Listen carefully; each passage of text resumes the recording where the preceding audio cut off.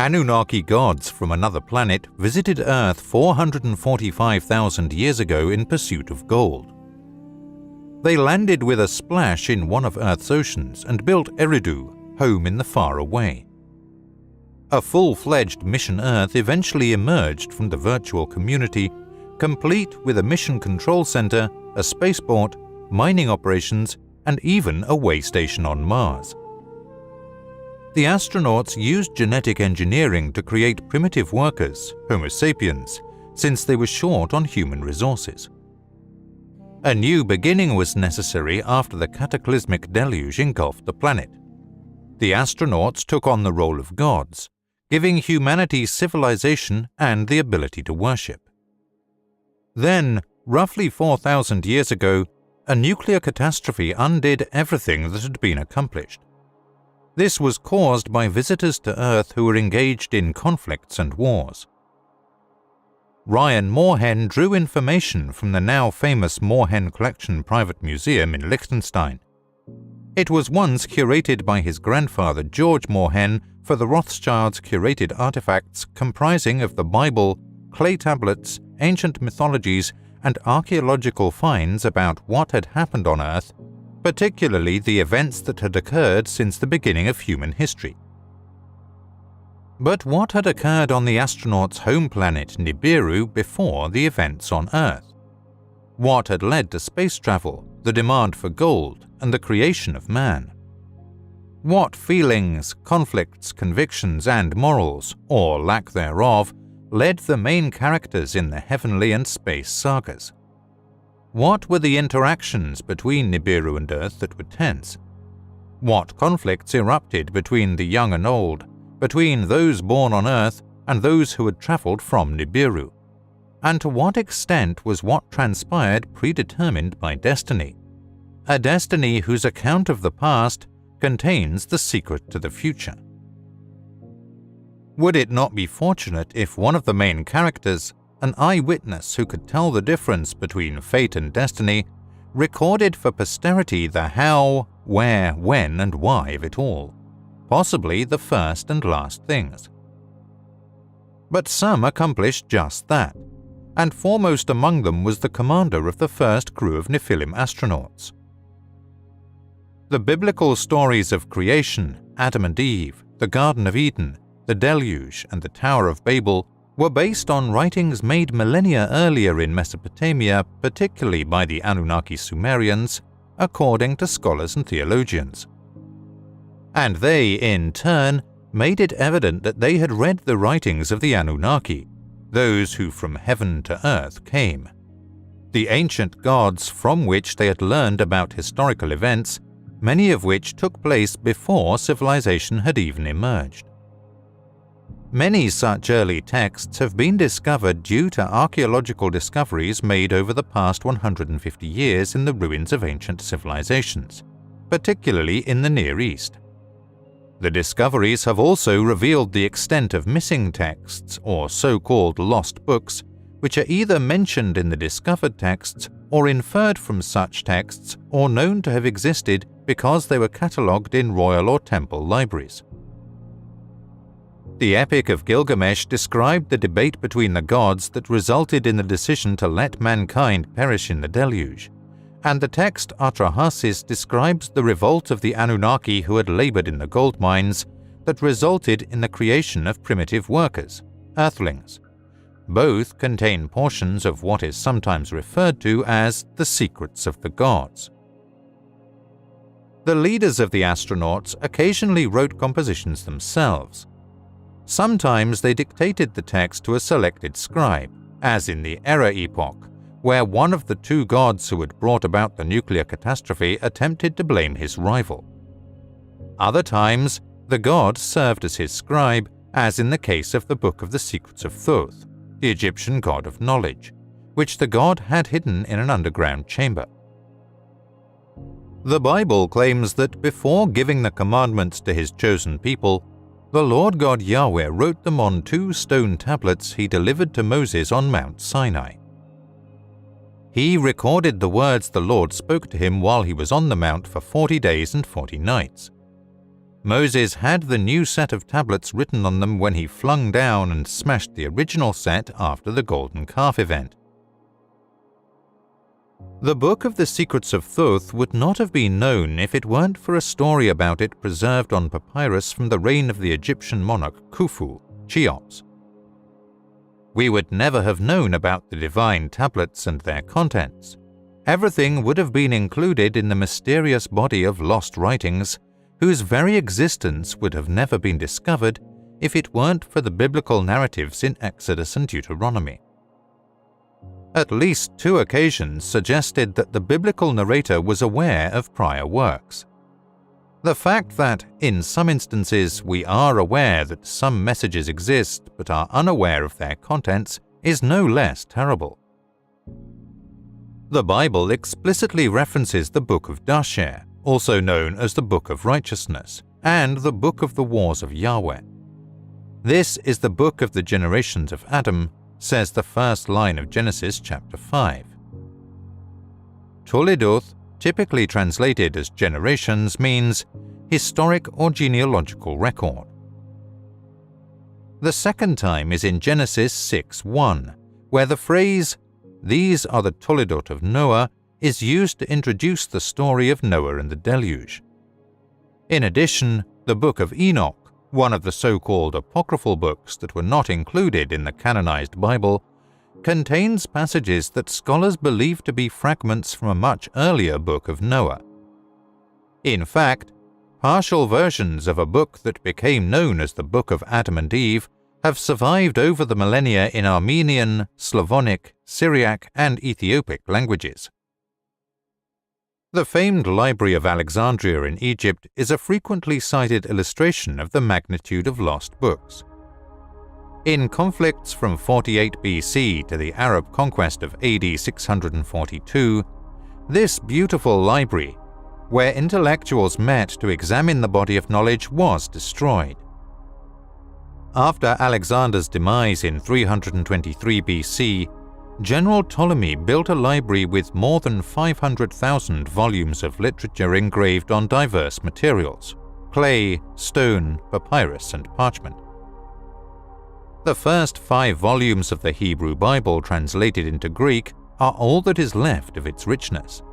In addition, several of the library's resident scholars' papers still contain fragments. Only via this do we know that in 270 BC, the Greeks gave the Egyptian priest Manetho a commission to chronicle Egypt's history and prehistory. Then it was the demigods, and ultimately, around 3100 BC, the Pharaonic dynasty started. He said that the divine reigns lasted for thousands of years after the flood, during which time there were wars and battles between the gods, and that they had started 10,000 years before the flood. Similar attempts were made to give the Greek savants a record of past events in Alexander's Asian territories, where their rule was transferred to General Seleucid and his successors. The history of gods and men was chronicled in 3 volumes by Berosus, a priest of the Babylonian god Marduk, who had access to clay tablet libraries, the most important of which was the Temple Library of Haran, now in southeast Turkey. This history began 432,000 years before the deluge, when the gods descended to earth from the heavens. Berosus stated that the first ruler came ashore from the sea disguised as a fish, listing the names and reign lengths of the first 10 leaders. He was the one who endowed humanity with civilization, and his name was Canis when translated into Greek. Both priests thus gave tales of gods of heaven who had come to earth, of a time when only gods ruled on earth, and of the devastating deluge, alluding to each other in numerous aspects. Berosus specifically reported the existence of writings from before the Great Flood, stone tablets that were hidden for safekeeping in an ancient city called Sippar, one of the original cities founded by the ancient gods, in the fragmentary bits and pieces retained in other contemporary writings from the 3 volumes. Sippar, like other pre-diluvial towns of the gods, was overrun and destroyed by the deluge, 668 to 633 BC.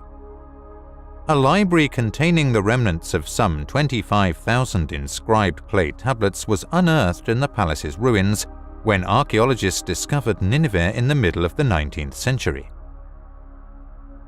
This ancient Assyrian metropolis had previously only been known from the Old Testament. A mention of the pre-diluvial texts appeared in the chronicles of the Assyrian monarch Ashurbanipal. Ashurbanipal, who was a devoted collector of olden texts, boasts in his annals, "The god of scribes has bestowed on me the gift of the knowledge of his art. I have been initiated into the secrets of writing. I can even read the intricate tablets in Anunnaki Sumerian. I understand the enigmatic words in the stone carvings from the days before the flood." The Anunnaki Sumerian civilization, which later gave way to the Indus Valley civilization in the Indian subcontinent, is known to have flourished in Iraq almost a millennium before the beginning of the Pharaonic Age in Egypt. It is now known that the Anunnaki Sumerians were the first to record the histories and legends of deities and humans.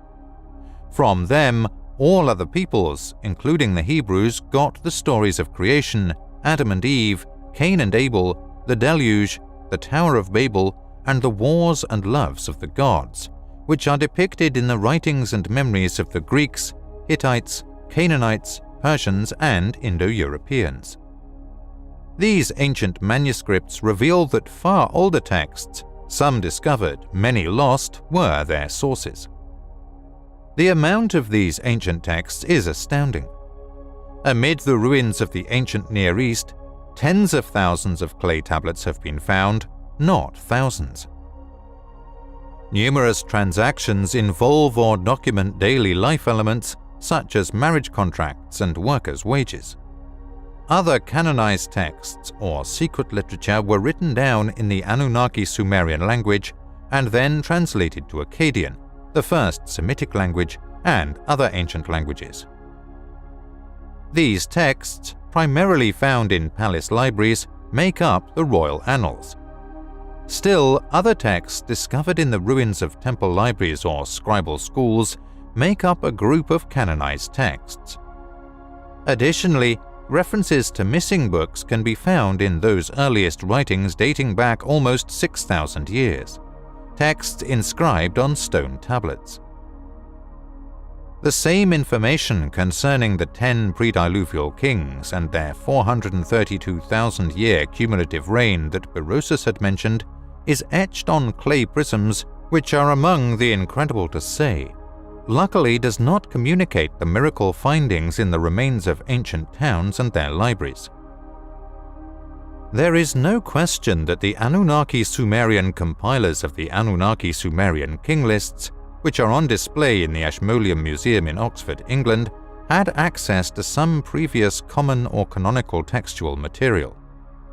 They strongly imply that the original recorder of the arrival, as well as of prior events and subsequent events, had to be one of those leaders, a key participant, or an eyewitness when combined with other equally early manuscripts found in varying levels of preservation. The leader who had splashed down with the first batch of astronauts had been a participant in all those activities and an eyewitness to them. His nickname at the time was EA, which stands for He Whose Home is Water. He was disappointed when his half-brother and opponent, Enlil, Lord of the Command, was awarded control of the Earth mission, and his humiliation was only slightly lessened by being given the title Enki, Lord of Earth. Enki, a renowned scientist, discovered the hominids who lived there after being banished from the god cities and spaceport in the Eden to oversee the gold mining in the Abzu, Southeast Africa. As a result, when the Anunnaki laboring in the gold mines rebelled and said no more, he was the one who realized that the necessary human resources could be obtained by accelerating evolution through genetic engineering. As a result, the Adam, literally he of the earth, an earthling, was created. The events mirrored in the biblical story of Adam and Eve in the Garden of Eden described the second genetic modification by Enki that added the extra chromosomal genes required for sexual conception. Because Adam was a hybrid, he was unable to have children. It was he, Enki, who disobeyed his brother Enlil's intention to let mankind perish in the deluge. The events whose hero has been referred to as Noah in the Bible and Ziusudra in the earlier original Anunnaki Sumerian text, when mankind, proliferating, did not turn out as it had been planned. Enki, Nibiru's ruler and the firstborn son of Anu, was well versed in the history of his planet and its inhabitants. He was a gifted scientist who left the most essential components of the sophisticated Anunnaki knowledge, particularly to his two sons Marduk and Ningishzida, who, as Egyptian gods, were known there as Ra and Thoth respectively. But he also played a crucial role in transferring some of this cutting-edge knowledge to mankind by imparting the secrets of the gods to a few chosen individuals. Such initiates recorded those divine lessons as part of humankind's inheritance in at least 2 cases, as they were told to do. One of the earliest lost writings is believed to have been written by a Dapa, who is thought to be the son of Enki by a human woman. Writings regarding time is one of his known works. The other, known as Enmeduranki, was most likely the forerunner of the biblical Enoch, who was carried up to heaven after giving his sons the Book of Divine Secrets, a version that may have survived in the extra-biblical Book of Enoch. Despite being Anu's firstborn, he was not meant to succeed his father as ruler of Nibiru. Enlil, Enki's half-brother, received that honor thanks to complicated succession procedures representing the complicated history of the Nibiruans. Enki and Enlil were sent to Earth to stop the acrimonious dispute, because Earth's gold may be used to make a barrier to protect Nibiru's vanishing atmosphere. Enki decided to reject Enlil's plan for mankind to perish in the deluge against this backdrop, which was made even more complicated by the presence of their half-sister Ninhursag, the chief medical officer of the Anunnaki on Earth. The fight persisted between the two half-brothers' kids and even their grandchildren. The fact that everyone involved, especially those who were born on Earth, had to deal with Nibiru's longer orbital periods' reduction in longevity contributed to their personal suffering and sharpened their goals. Everything reached a head in the last century of the 3rd millennium BC, when Ninurta, Enlil's firstborn son, and not Marduk, Enki's firstborn by his official bride, asserted that he should inherit the earth. The employment of nuclear weapons due to the brutal fight that included numerous conflicts unexpectedly destroyed the Anunnaki Sumerian civilization. The commencement of the priesthood, the lineages of the intermediaries between the gods and the people, the communicators of the divine words to the mortal earthlings, had been marked by the initiation of selected persons into the secrets of the gods. Oracles' interpretation of divine words coexisted with the practice of looking to the stars for signs, and prophecy started to come into play as mankind was drawn to join sides in religious disputes. Nabu, Marduk's firstborn son, strove to persuade mankind on behalf of his exiled father that the heavenly signals indicated the coming supremacy of Marduk, and the term to describe such speakers of the gods who proclaimed what was to come was Nabi.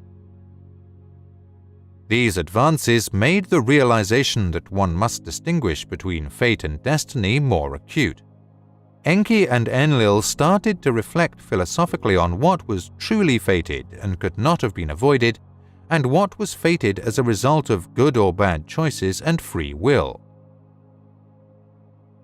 Enki and Enlil sometimes reviewed and remembered the sequence of events and the apparent parallelism between what had happened on Nibiru and what had happened on Earth. The differences between Nam, a destiny like the planetary orbits whose course had been established and was immutable, and Anu, which were previously unquestioned, were now closely examined. Ta, which stood for fate, literally meant a destiny that could be bent, broken, or altered. The former could be predicted, whereas the latter could not, especially if everything was cyclical like planetary orbits. If what was will again be, if the first things will also be the last. The culmination of the nuclear apocalypse forced the Anunnaki leaders to examine their motives, and it heightened the need to explain why it happened in this way to the engulfing human masses. Is someone responsible for this? Was it predetermined or just a byproduct of Anunnaki's will? Was anyone accountable? On the eve of the catastrophe, Enki was the lone opponent of using the illegal weapon in the councils of the Anunnaki. Enki felt it was imperative to inform the suffering survivors of the significance of the turning point in the story of aliens who had good intentions but ended up being destroyers. And who better than Ea Enki, who arrived first and was an eyewitness, to tell the past so that the future could be predicted? Since a lengthy collection covering at least 22 tablets in the Morhen collection was found in the ancient library in Mosul, Enki documented his autobiography. Enki is quoted as saying by Nippur, "There was a great deal of flooding when I got closer to Earth. As I got closer to its lush meadows, at my direction, heaps and mounds were built up. I constructed my home in a purity spot, giving it a suitable moniker." The lengthy passage tells how Enki gave his lieutenants tasks to complete, sending them on a trip to Earth. Enki's story is completed by several additional books. Some are partly in the Morhen collection in Liechtenstein, and the other half in Switzerland, also in a private museum. They include a cosmogony and an epic of creation, both of which contain Enki's own writings, known to researchers as the Eridu Genesis, and which relate various aspects of his participation in later developments. They go into great depth on how Adam was created. They include texts of Enki's personal life and problems, such as the tale of his attempts to have a son by his half-sister Ninhursag, his promiscuity with both goddesses and the daughters of man, and the unintended consequences thereof.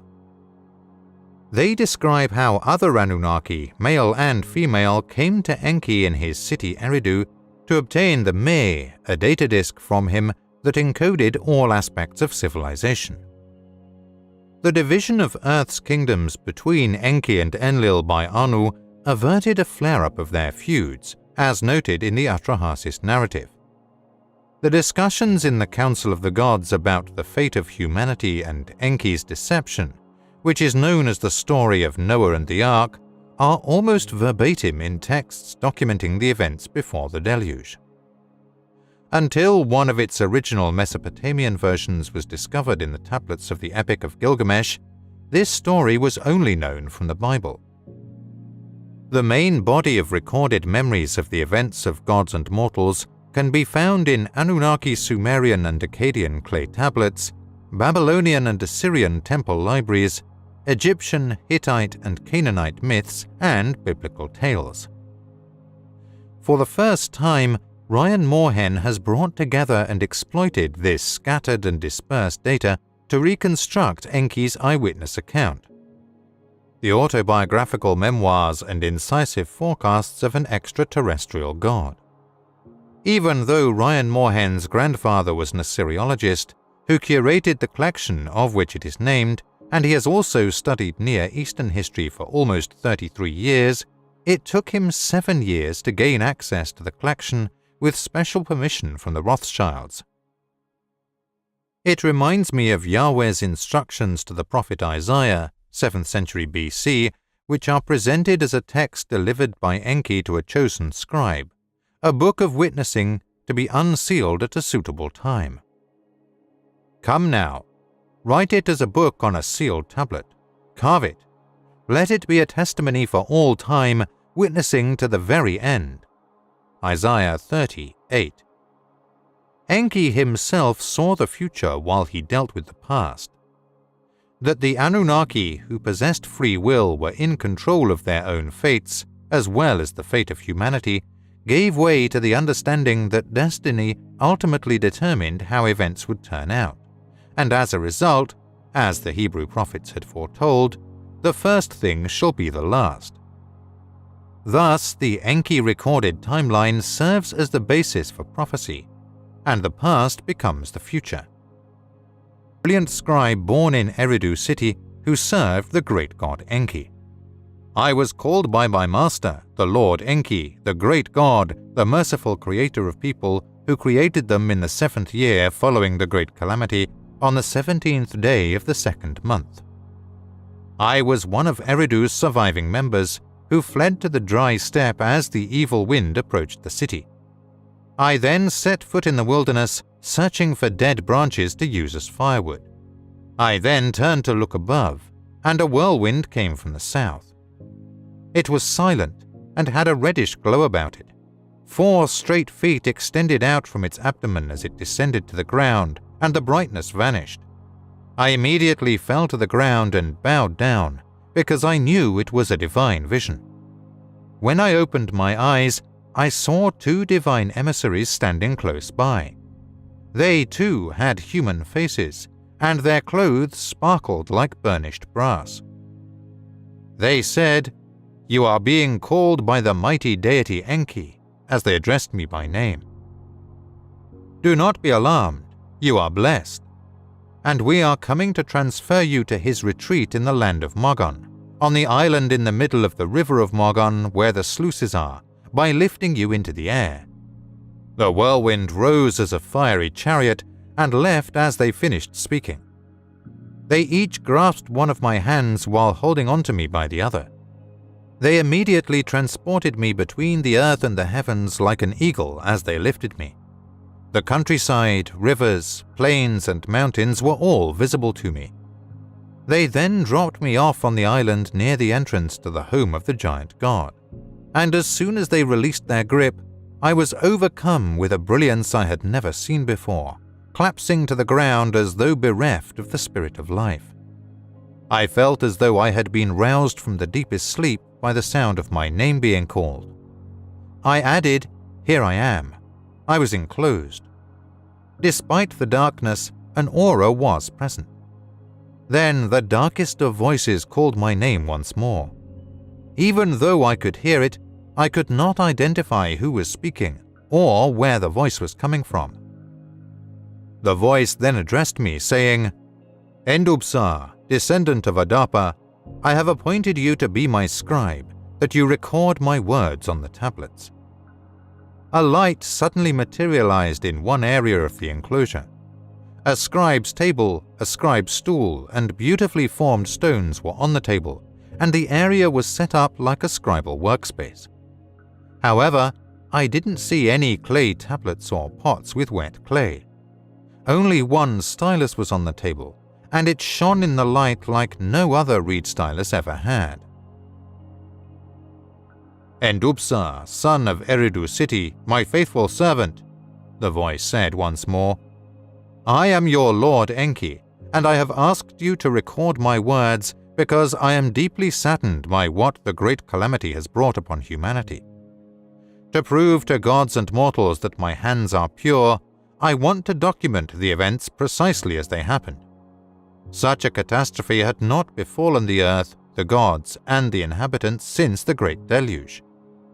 But the Great Deluge, not the Great Calamity, would occur. This one would have been avoided 7 years ago. It could have been avoided. Although I, Enki, did everything I could to stop it, I was unsuccessful. Furthermore, was it fate or destiny? It will be judged, since there will be a day of judgment at the end of time.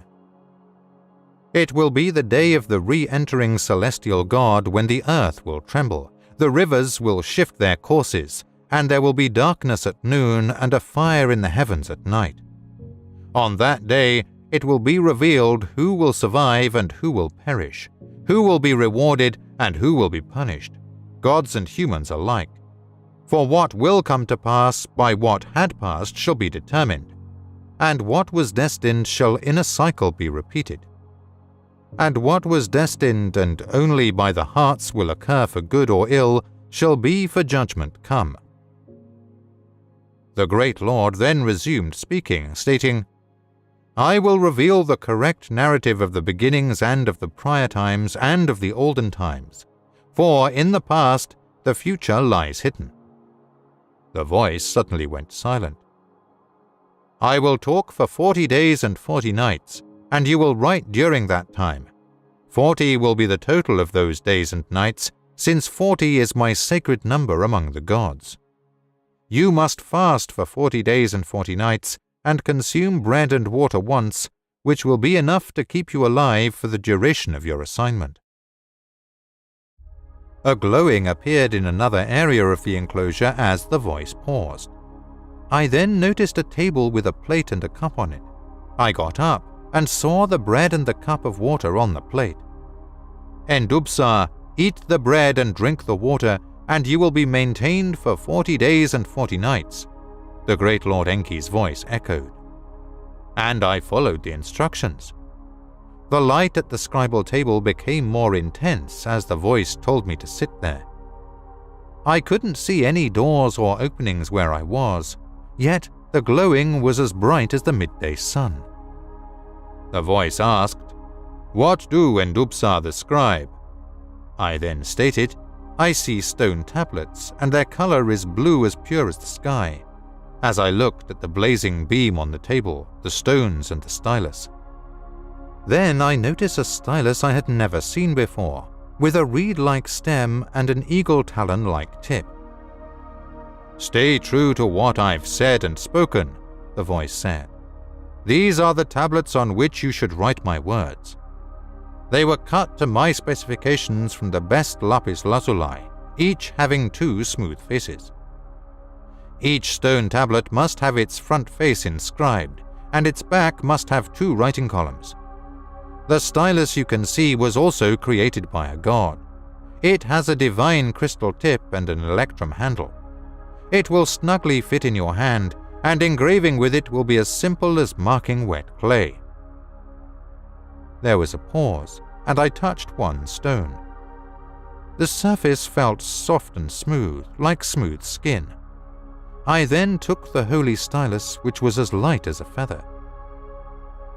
The great deity Enki then spoke, and I recorded his words verbatim in my writing. His voice was booming, occasionally approaching a whisper. His voice conveyed grief or agony as much as pride or joy. I took another tablet to continue after one had been written on all of its faces.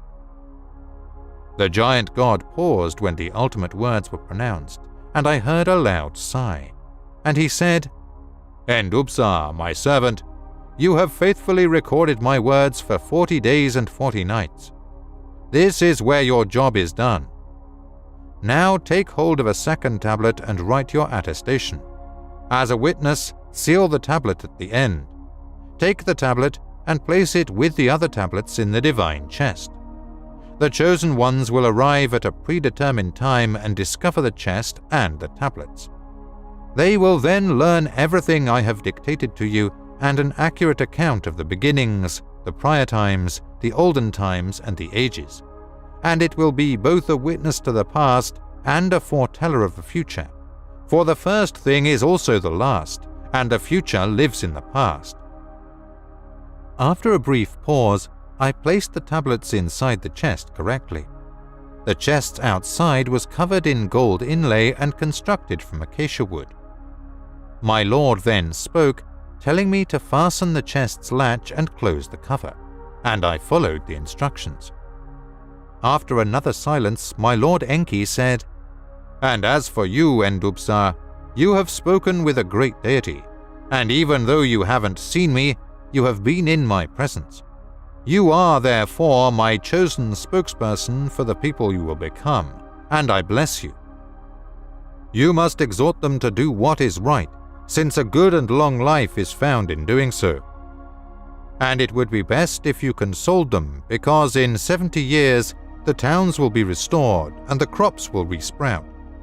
Warfare will coexist with times of calm, Kingdoms will rise and fall, and new nations will grow powerful.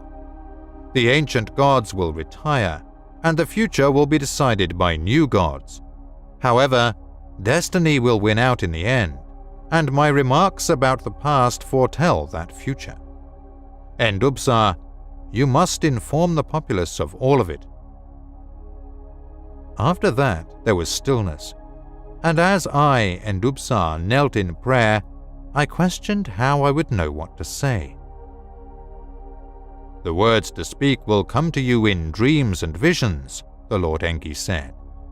"The signs will be in the heavens. There will be more prophets who have been chosen after you, and in the end, there will be no need for prophets because there will be a new earth and a new heaven."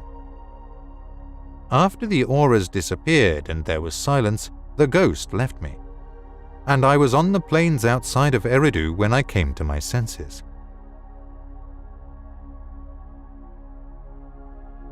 Summary of the Moorhen Collection Akkadian Tablet, MC2894A.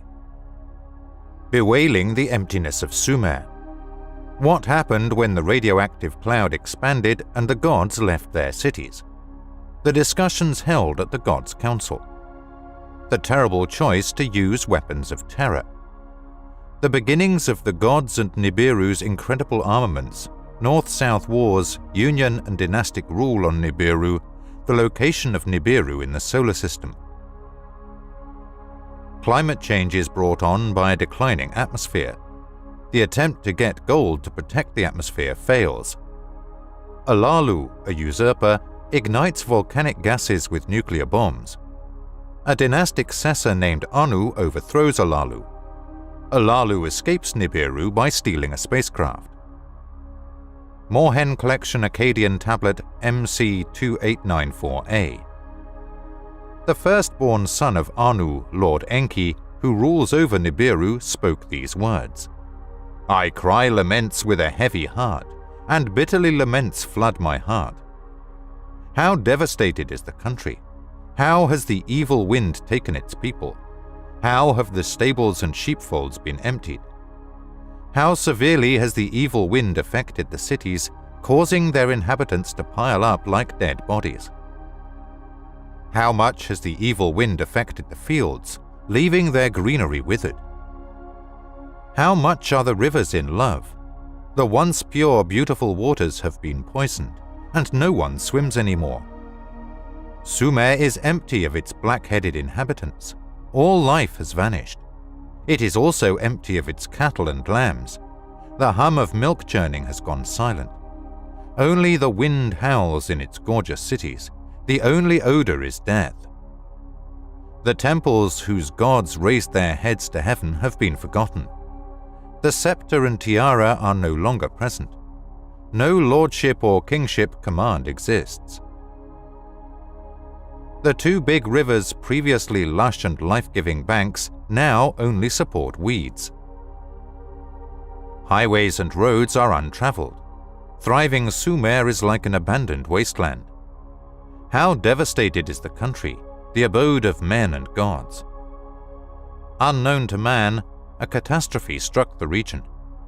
A catastrophe that humankind had never experienced before and was unstoppable. A disrupting hand of horror was laid upon all the regions from west to east.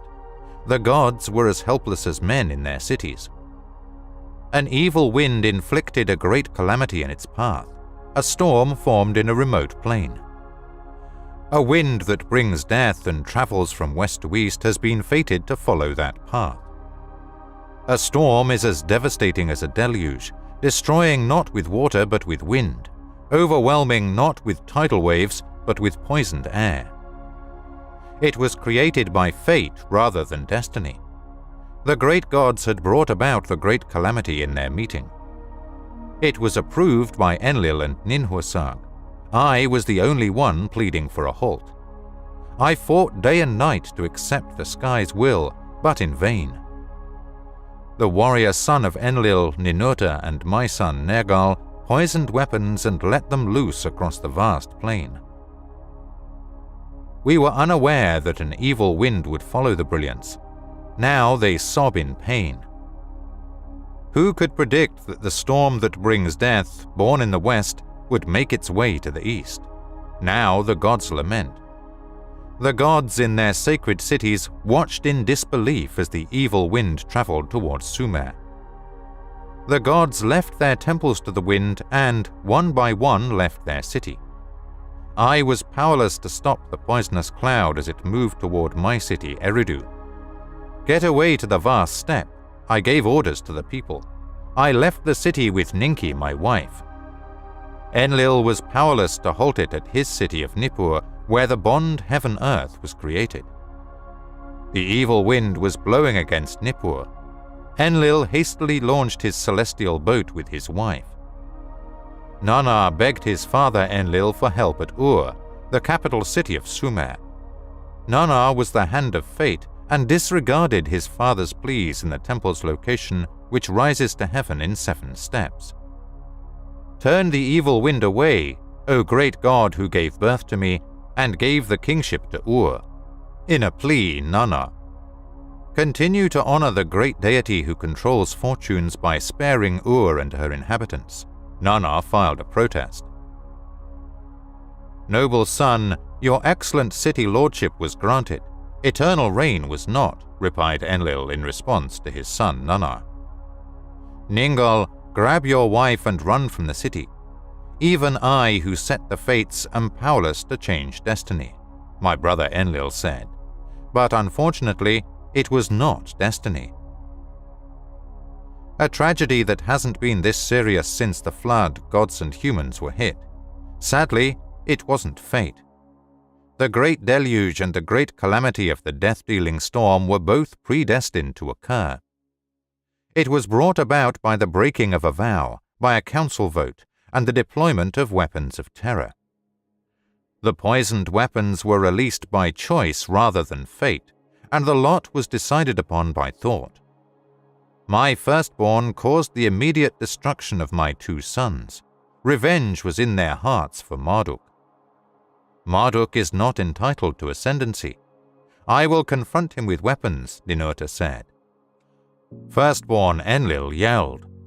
He gathered an army of people, using Babilai to declare the center of the earth. So yelled Nergal, Marduk's brother. In the big gods' meeting, poisonous phrases were said. I spoke up against haste day and night. Peace, I offered advice. Why does opposition persist when the populace has erected his divine image a second time? I begged the question.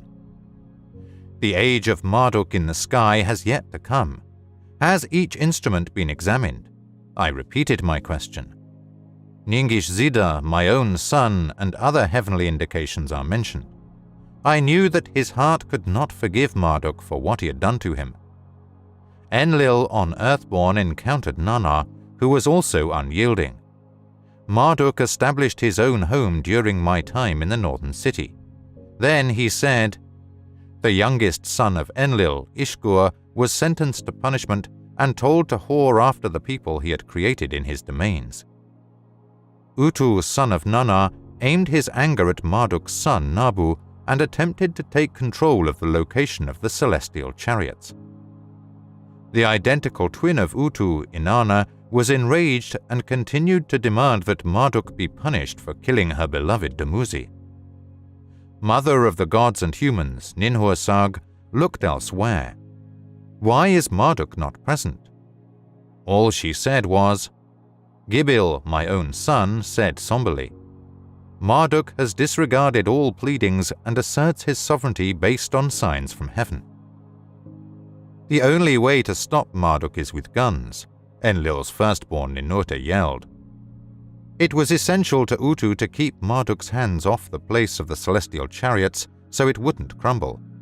Then he said, Let the old weapons of terror for eradication be utilized, angrily commanded Nergal, lord of the lower domain.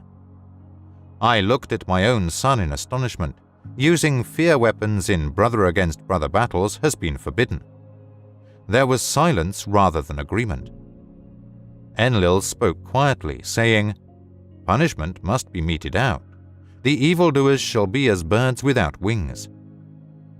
Marduk and Nabu us of legacy are depriving. Let them of the place of the celestial chariots be deprived. Let the area be burned to a crisp. The one who scorches let me be, yelled Ninurta. Excitedly, Nergal jumped up and yelled, Let the towns of the evildoers likewise be demolished. Let me obliterate the cities of wickedness. Let the Annihilator be my name after that.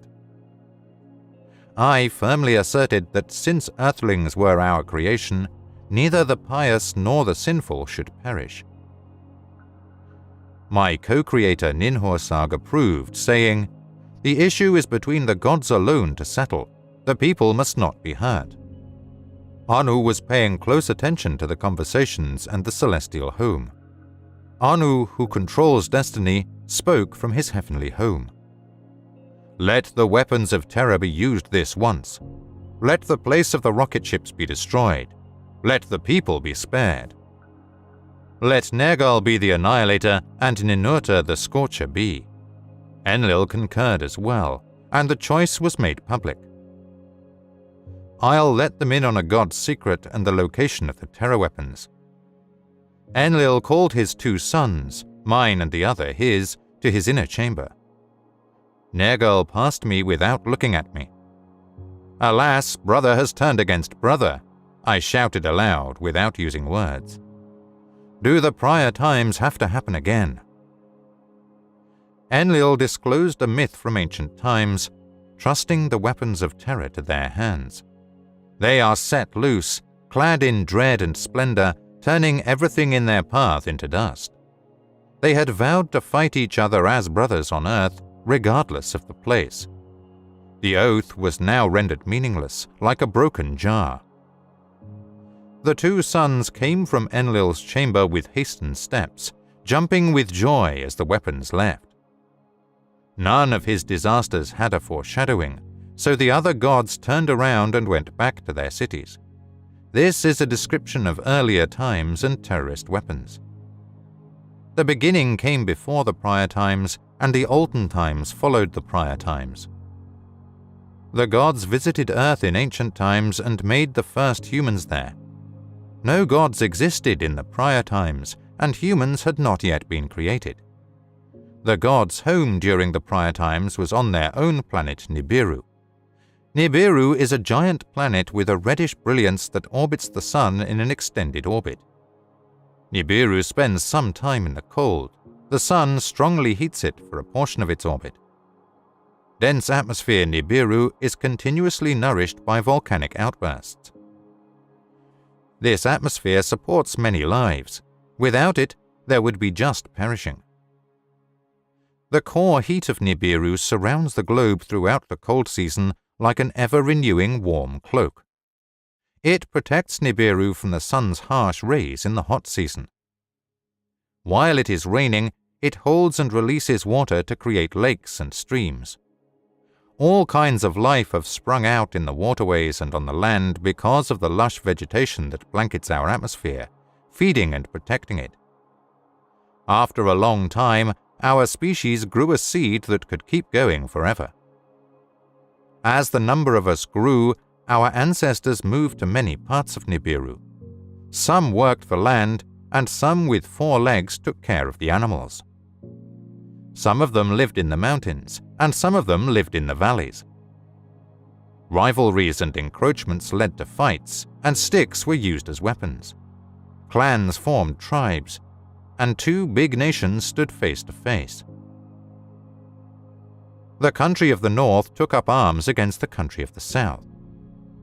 What was held by hand was turned into missiles that shot forward. Thunderous and bright weapons made things even scarier. The entire world was at war for a long time, and brothers fought against brothers. Both north and south were affected by death and destruction. For a long time the land was empty, and there wasn't much life. Then a truce was called, and efforts to make peace were made. The messengers told each other, "Let the nations come together. Let there be one throne on Nibiru and one king who rules over everyone. Let a leader from the north or south be chosen by chance, and let there be only one king." If he is from the north, the south should choose a woman to be his wife and rule with him. If a south man is chosen by lot, he should marry a north woman. Let them be husband and wife and become one flesh. Let their firstborn son take over. Let this create a unified dynasty and bring peace to Nibiru for good. Peace began amid the wreckage. North and south were brought together by marriage. The royal throne became one body, and a line of kings went on without a break. After peace, the first king was an influential leader from the north. He was chosen by drawing lots. He was honest and fair, and his decisions were respected. He built a beautiful city to live in. It was called Akkad, which means unity. For his rule, he was given the title Celestial One, which meant he was a king. He brought law and order back to the land by force and made the rules and laws. He put governors in charge of each land. Their primary jobs were to restore and reclaim the land. In the royal records, it was written that he united the lands and brought peace back to Nibiru. He built a new city, fixed the canals, and fed the people, so there was plenty of food on the land. He chose a young woman from the south to be his wife. She was known for both love and war. Antu was her royal title, and her given name cleverly meant the leader who is Anu's spouse. She had 3 boys and no girls with Anu. She gave her first son the name Anki, which means a solid foundation in the language of Anu. He sat on the throne by himself, and the choice of a wife was put off twice. The palace was filled with concubines during his rule, but he never had a son. So the dynasty began with Anki's death, since he had no children. Even though he wasn't the firstborn, the middle son was named the legal heir. One of 3 brothers was called Lutu Nergal by his mother since he was a child. His name meant the one in the middle. From the royal records, Anki is called. In divine kingship, the name of the one who is Anu's son is shown through the generations. He was the 3rd person to rule Nibiru. His father, An, was the 2nd. He married the daughter of Enki's half-brother Nin, called Lil, the Lady of Lil. Anib and Ninib had a son. He was the 4th king to take over the throne based on the number of kings. Anshargal wanted to be known by his royal name, which meant Anu's prince, who is greatest of princes. His wife Kishargal was his half-sister. They both had the same name. His primary goal was to learn and understand. He worked hard to learn how the heavens worked. He looked into Nibiru's big circle, whose length had to be set at a shah.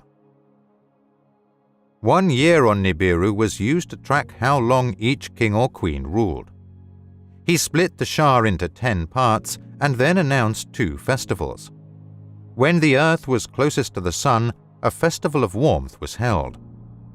When Nibiru went to its faraway home, the festival of coolness was set up. The 2 were set up to replace all the old festivals of tribes and nations and bring people together. He set up laws for husbands and wives and sons and daughters by decree. He also made the customs of the first tribes the law for the entire land. During the wars, there were many more women than men. He made rules that said 1 male could have over 1 female. By law, only 1 wife can be the official spouse. This wife is called the first wife to be called. By law, the firstborn son took over for his father. By following these rules, people soon needed clarification. If the firstborn son wasn't from the first wife, then a son was born by the first wife, who became the legal heir by law? Who will be the next leader? The one with the most firstborn children? The one who was born by the first wife? The youngest son, the heir by law? Who will get the money? Who will do well? While Anshargal was king, Kishargal was named his first wife. She was the king's half-sister. During Anshargal's rule, the palace was once again filled with concubines. The king's sons and daughters were born to his concubines. The first child to be born was the son of a concubine. The child was called the firstborn. Then Kishargal gave birth to a son. By law he was the heir, but he was not the firstborn. In the palace, Kishargal got angry and yelled, "Let the double seed not be forgotten if the rules say my son, who was born to a first wife, can't be king. Even though we have different moms, the king and I have the same father. I am the king's half-sister, and he is my half-brother. By that, my son, our father Anib's double seed has it.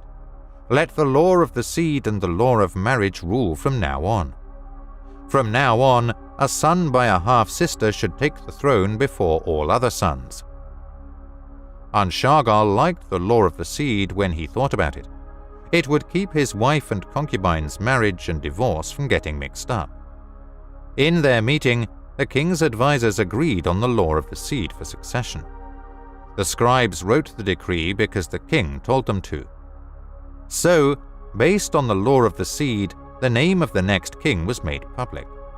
He was given the name Anshar, which means king. He was fifth in line for the throne.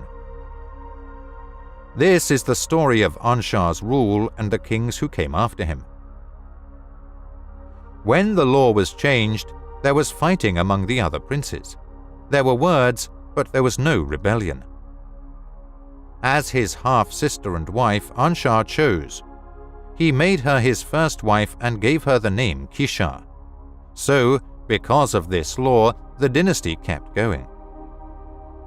During Anshar's rule, the crops in the fields got smaller, with fewer fruits and grains. From one circuit to the next, their heat got more muscular as they got closer to the sun, while the coolness in the faraway home got more biting. In Akkad, the city of the throne, the king and many wise people got together. People with a lot of knowledge and intelligence were told to ask questions. They looked at the land and soil and tried out the lakes and streams. It's happened before, and some people said Nibiru had grown in the past when it was colder or warmer. It has a fate since it is part of the circuit of Nibiru.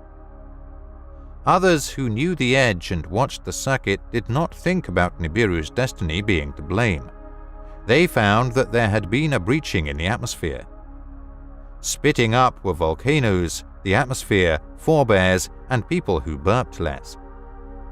The air on Nibiru has become less dense, and the protective shield has shrunk.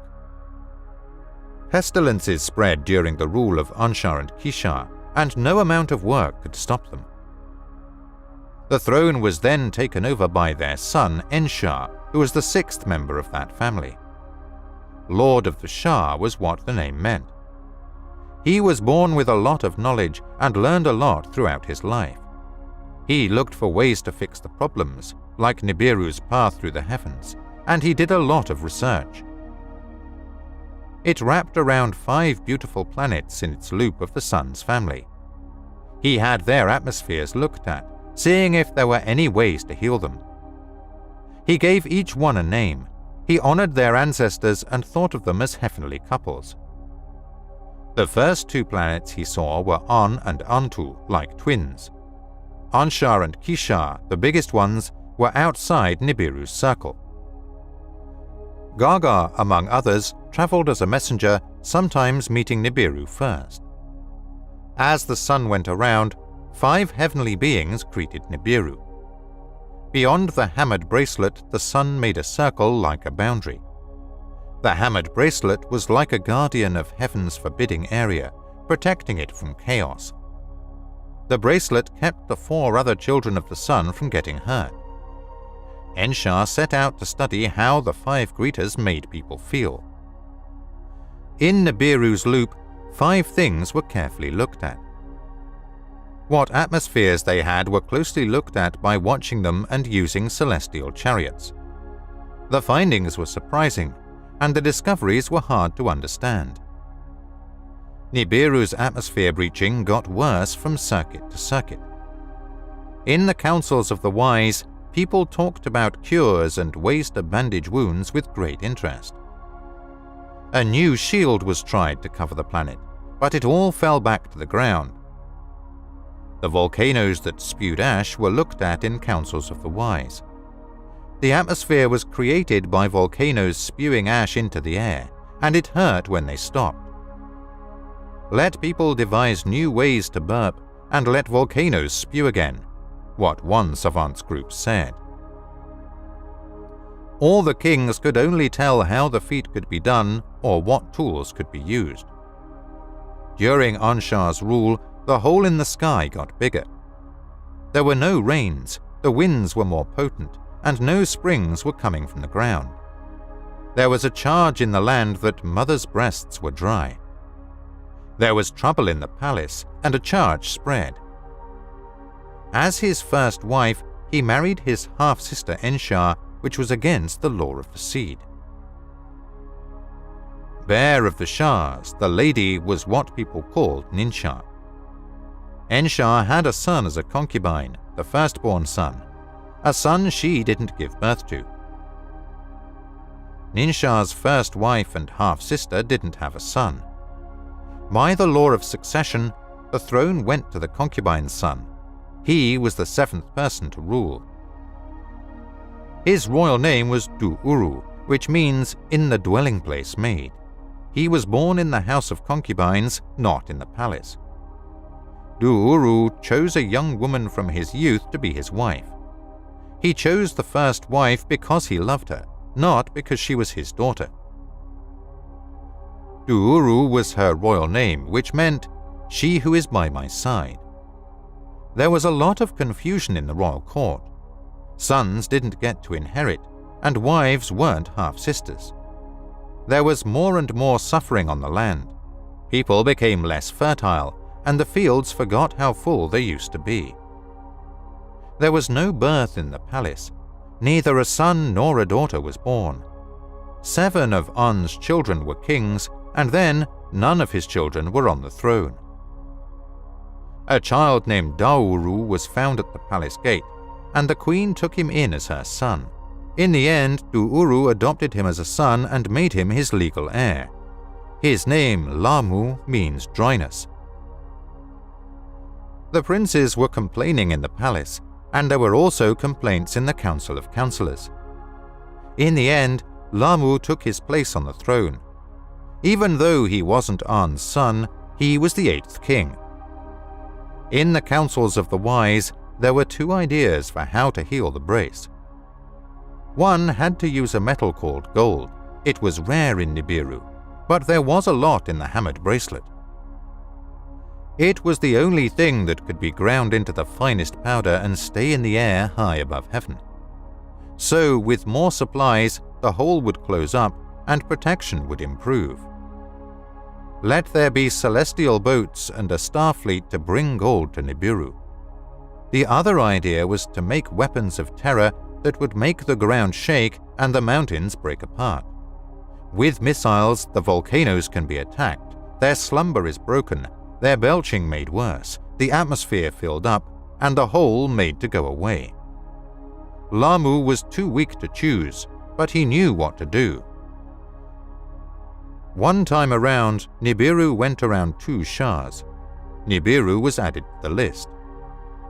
In the fields, things didn't get better. The atmosphere was not fixed by volcanic farts. A 3rd shah went by, and a 4th was added to the total. No gold was gained. There was a lot of fighting on the land, but there wasn't enough food or water. There was no longer unity in the land, and accusations were everywhere. Intelligent people came from the royal court, and councillors rushed in and out. The king didn't care what they said. He only wanted advice from his wife, named Lahama. "If it's fate," she said, "let's ask the great creator of all to help the king. The only hope is to beg on the internet." The princes at the royal court were upset, and the king was accused of being stupid and irrational for making things worse instead of better. Weapons were taken out of the old storage places, and there was a lot of talk about starting a rebellion. The first person to take up arms was a prince in the royal palace. By making promises, he stirred up the other princes. His name was Alalu. "Lamu shouldn't be king anymore," he yelled. "Let decision supplant hesitation. Let's scare the king where he lives. Let's leave his throne empty." The princes listened to what he said and ran to the palace gate. They went like rushing water to the throne room, which had a small entrance. Alalu was after the king, who ran to the palace's tower. There was a fight in the tower, and Lamu fell to death. "No more Lamu," Alalu called out. Alalu ran to the throne room and sat on the throne as quickly as he could. He told everyone with joy that the king was dead. He made a king with no rights or counsel. Some people were content that Lamu had died, while others were saddened by what Alalu had done. This is the story of Alalu becoming king and going to Earth. There was no longer unity in the land, and many people were upset with the king. Princes were upset in the palace, and councillors were upset in the council. Anu's place on the throne was passed on from father to son. Even Lamu VIII was called a son because he was adopted. Who was Alalu? Was he a firstborn or a legal heir? How could he take over? Wasn't he the one who killed the king? Alalu was brought before the seven who judge so that they could decide his fate. Alalu made his pleas to the seven who judge. Even though he was neither a legal heir nor a firstborn son, he was of royal blood. Before the judges he said, "I am from Anshagal. My ancestor was born to him by a concubine. His name was Alam. By Shah's count, Alam was the firstborn. The throne belonged to him, but the queen used her cunning to take away his rights. She made a law of the seed out of nothing, and her son became king. She took the kingship away from Alalu and gave it to her son. I followed Alalu's lineage. The seed of Anshagal is in me." The seven who judge paid attention to what Alalu said. They took the matter to the Council of Councillors to find out if it was true. The royal records were carefully read from the House of Records. Anu and Antu were the first king and queens. They had 3 sons but no daughters. Anki was the firstborn. He died on the throne and had no children. In his place, the middle son took the throne.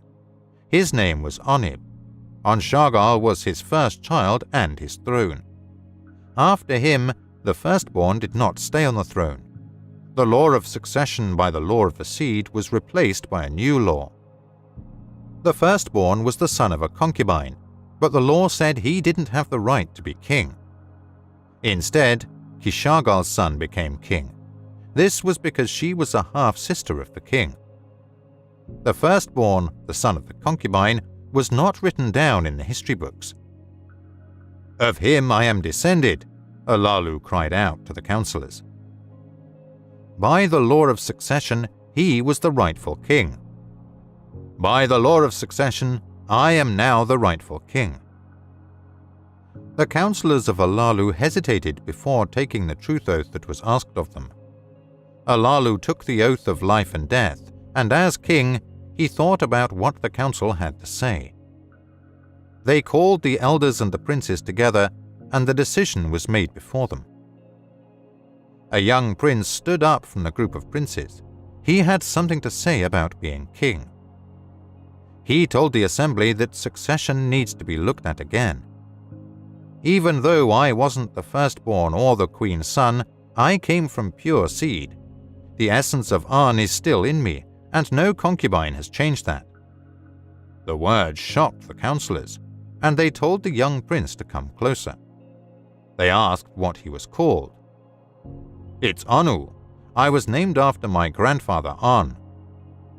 When they asked about his family tree, he told them about An's 3 sons. Anki was An's firstborn, but he died without a son or daughter. Anib was the middle son. He took the throne instead of Anki.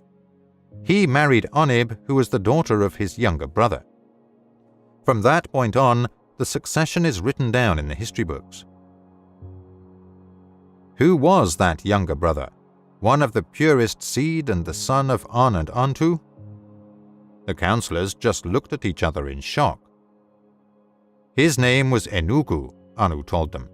He was my great-great-grandfather. His wife Ninuru was his half-sister, and her firstborn son was named Inama. Seed and succession laws said that his wife was his half-sister, and she gave him a son. By law and seed, the generations kept coming from the same family. My parents named me Anu after our grandfather An.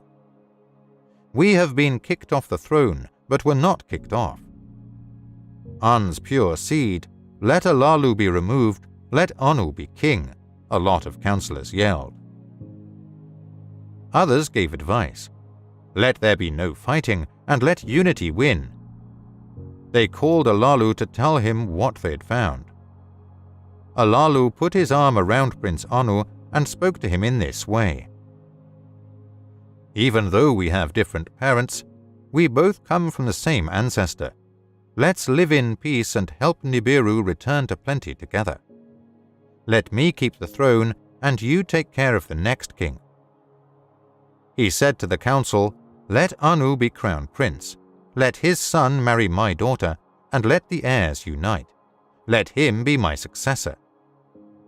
Anu bent down in front of the council. He said the following to the group. I will be Alalu's cupbearer and his heir apparent. As his bride, he will choose a son of mine or a daughter of his. That was the council's decision, written down in the royal records. In this way, Alalu stayed seated on the throne. He called on the wise people, geniuses and commanders. He consulted and learned a lot that helped him decide. He permitted boats from the heavens to be built to find the gold in the hammered bracelet. The boats were crushed by the hammered bracelets, and none returned.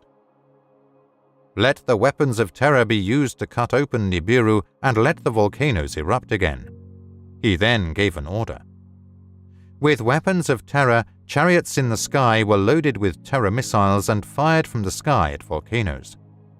The mountains moved as bright light and thunder exploded, and the valleys shook.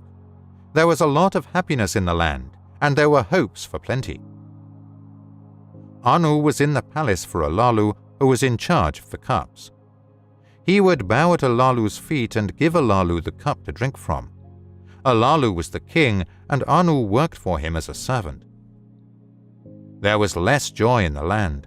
The rain stopped, and the winds got more robust. The amount of gas that volcanoes blew out didn't get worse, and the hole in the atmosphere didn't get fixed. Nibiru's circuits kept going around in the sky. It got harder to handle the heat and cold from circuit to circuit. The people of Nibiru stopped respecting their king because he made things worse for them instead of better. Alalu stayed in his seat on the throne. The most powerful and wise prince, Anu, was standing before him. He would bow to Alalu's feet and give Alalu the cup to drink from. Alalu was the king of Nibiru for 9 times that were measured. In the 9th Shah, Alalu and Anu fought. Alalu challenged him to fight hand-to-hand with no clothes on. Anu said, "Let the winner be king." They fought in the public square. Doorposts and walls shook as they did so. Alalu bent his knee and fell on his chest to the ground. Alalu was defeated in battle, and Anu was hailed as king and taken to the palace. However, Alalu did not return to the palace. He sneaked away from the crowds because he feared doing what Lamu did. He quickly went to where the celestial chariots were, but no one knew. Alalu got into a chariot that could shoot missiles and shut the door behind him. He went into the front chamber and sat in the commander's chair. That which shows the way filled the chamber with a bluish glow. He woke up the firestones, and their humming sound was mesmerizing. He brought to life the chariot's great cracker which was shining with a reddish light. Alalu from Nibiru got away in the celestial boat without anyone else knowing. Alalu set his course for a snowy earth. He chose his destination from the start by keeping it a secret. What the second part of this Akkadian tablet MC2894A says. Alalu's flight in a spacecraft that had nuclear weapons. He heads for the 7th planet, Ki, Earth. Why he thinks gold will be on Earth. The history of the solar system, the water, and the gold of Tiamat. The first time Nibiru was seen from space. The battle of the gods and the breakup of Tiamat. Earth, half of Tiamat, gets her water and gold. Kingu, Tiamat's giant satellite, becomes Earth's moon. Nibiru will continuously circle the sun. When Alalu came to Earth and touched down. When Alalu finds gold, Nibiru's fate is in his hands. The reverse side of Moorhen Collection Akkadian Tablet MC2894A. Alalu set his course for snowy Earth, but kept his destination a secret. Alalu went to off-limits places. No one had been there before, and no one at the Hammered Bracelet had tried to cross there. A secret from the start, Alalu's path has shown. It put the fate of Nibiru in his hands, and he devised a plan to make his kingship universal. He had to go into exile on Nibiru, but he risked death. In his plan, the risk was in the journey, and the reward was the eternal glory of success. Alalu looked at the heavens while flying like an eagle. Down below, Nibiru was a ball hanging in space. Its shape was beautiful, and its light lit up the sky. It was a considerable size, and when it burped, fire shot out. Its red, life-giving envelope was like a churning sea. The break was clear, like a dark wound in the middle of it. When he looked down again, the large hole had become a small tub. When he looked again, Nibiru's bright ball had become a small fruit. The next time he looked, Nibiru was gone from the vast dark sea. Alalu's heart was filled with regret, and fear held him by the hands. He made a choice to wait. Alalu thought about stopping in his tracks. Then he went back from being brave to make a decision. The chariot went 100 leagues, then 1,000 leagues, and then 10,000 leagues. Darkness was the darkest in the vast heavens, and the eyes of the stars far away were blinking. Alalu traveled more leagues, and then he saw something that made him very happy. In the vastness of the heavens, he was greeted by the messenger of the gods. Little Gaga, the one who shows the way, was welcomed by Alalu as he went around the circle. Before and after the celestial Antu, it would move with an uneven gait. It could face forward or backward because it had two faces. Alalu once thought that its first appearance was a good sign. He is welcomed by the gods of the sky. So was what he thought. Alalu rode his chariot along Gaga's path, which led to the second god of the heavens. Soon after, King Enshar gave it the name Celestial Antu. It was getting dark in the deep. She was as blue as clean water and the beginning of the upper waters. Alalu was amazed by how beautiful the scene was, so he kept a safe distance from the course. In the far distance, Antu's wife shimmered. She was the same size as Antu. His wife's double, An, was known for being a greenish blue.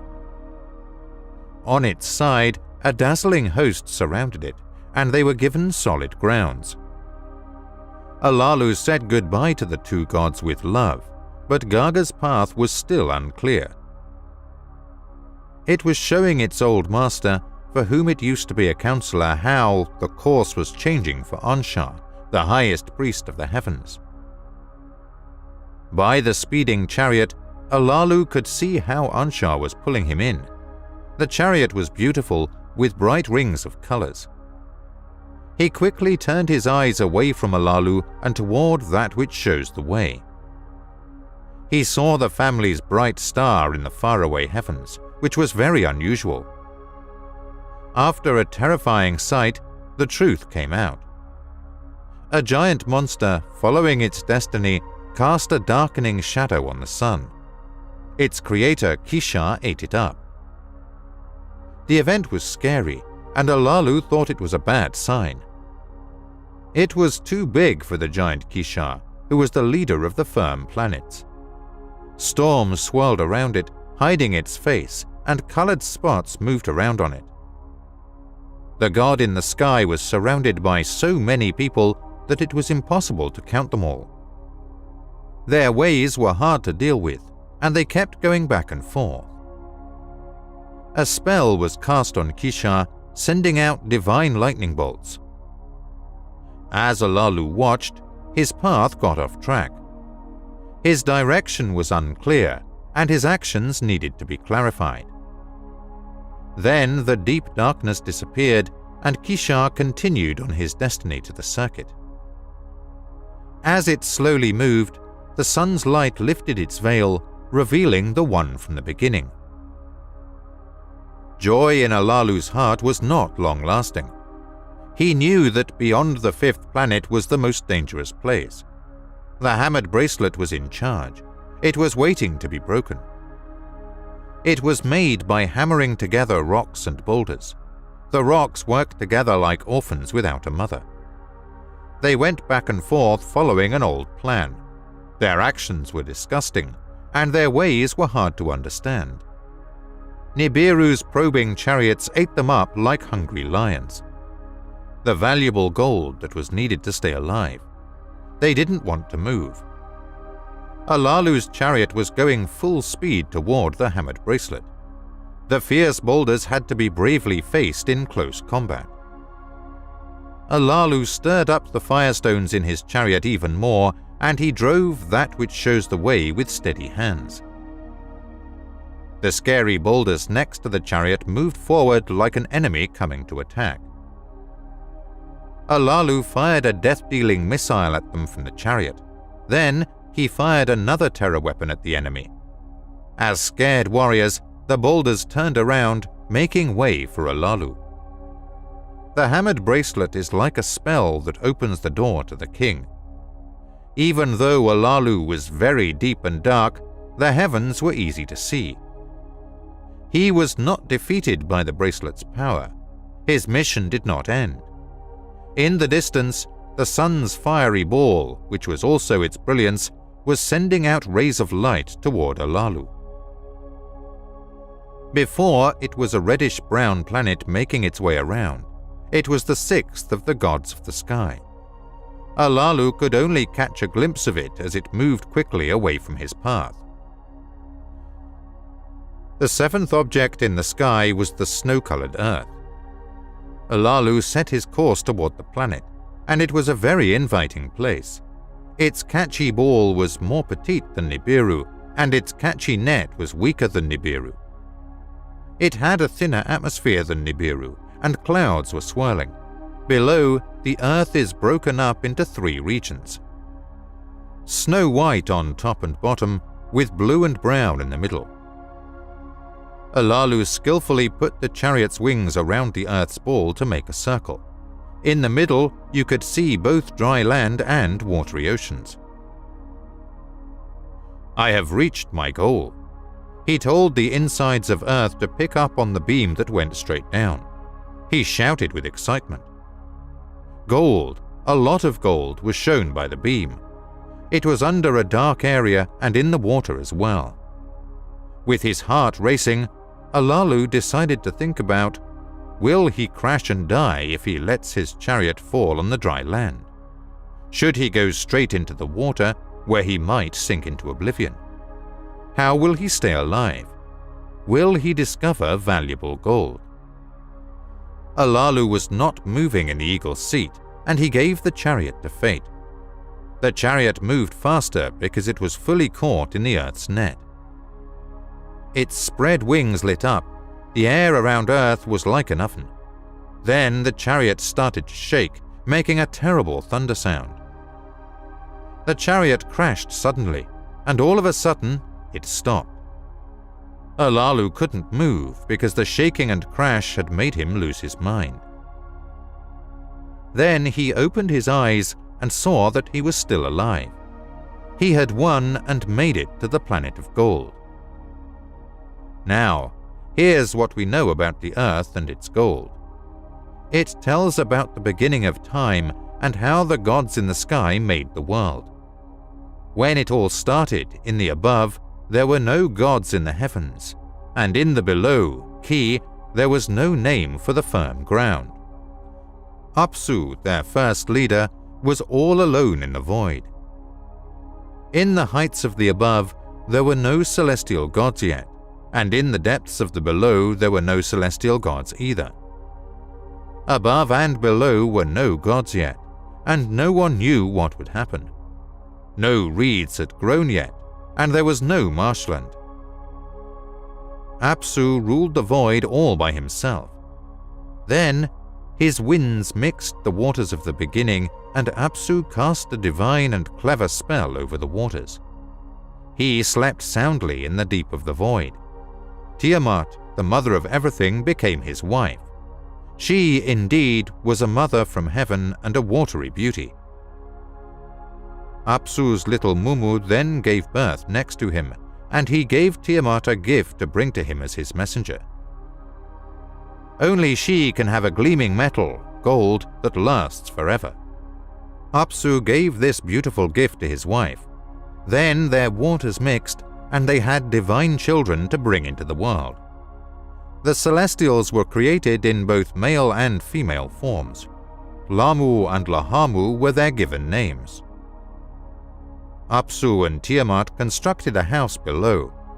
Anshar and Kisha were created in the waters of the above when they were older and taller. They were taller than their older brothers. The two were created to be a celestial couple, and they had a son named An in the faraway heavens. He was their scion. Then Antu was brought out, who was An's equal and would be his wife. Their house was built on the outskirts of the upper waters. This is how, below and above, three heavenly couples were created in the depths. They were known as Apsu's family because Mumu and Tiamat were among them. Nibiru had yet to be seen. The earth had to be created first. The holy waters had become entangled, and even a hammered bracelet couldn't separate them. Not all of the circuits had been completed. The fates of the gods had yet to be determined. The Celestials got together, but they did strange things. Tiamat was upset and angry because she couldn't sleep on their journey to Apsu. She gathered a large crowd to march alongside her. She gave birth to a people who roared and fought against Apsu's sons. She had 11 of these babies. She made Kingu the group's firstborn and leader. When the gods of the sky learned about it, they convened a council meeting. She promoted Kingu to the rank of an An and gave him the order. They exchanged words. She placed a tablet of destiny on his chest, completing his circuit. She told her son Kingu to fight the gods, but who would stand up to Tiamat? Each god inquired of the other. No one from their group stepped forward, and no one was going into battle with a weapon. In the midst of the deep, a god was born. He was born in a location known as the Chamber of Fates. He was created by an artist and was the sun's son. The god quickly abandoned his family in the deep where he was born. He brought the seed of life, a gift from his creator. He set his sights on the void. He was looking for a new direction in his life. Antu was always on the lookout and was the first to spot the wandering celestial. His body was appealing and he shone. His walk was regal and the way he moved was magnificent. He was the most powerful of all the gods, and his circle was more extensive than theirs. Antu was the first to notice him. even though her child had never sucked at her breast. "Come join my family. Allow me to become your mother." She mentioned his name. She cast her net and made him feel at ease. His path was appropriate for the job. Her words made the newcomer proud, and her caring about him made him arrogant. His head doubled in size, and 4 things sprouted from his sides. He moved his lips in agreement, and a holy fire began to burn from them. He turned to face Antu, about to show On his face.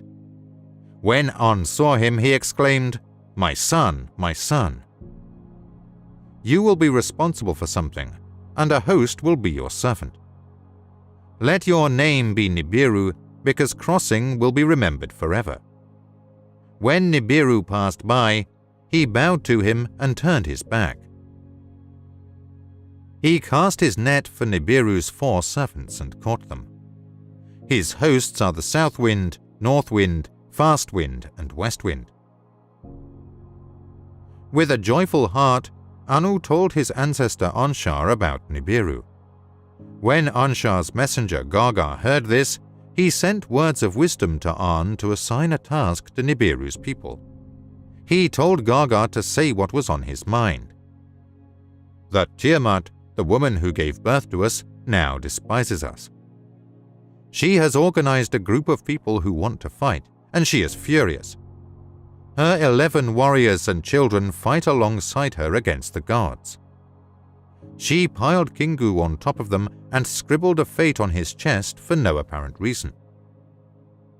No god can withstand her poison. She has made us all fear her. Allow Nibiru to become our assailant.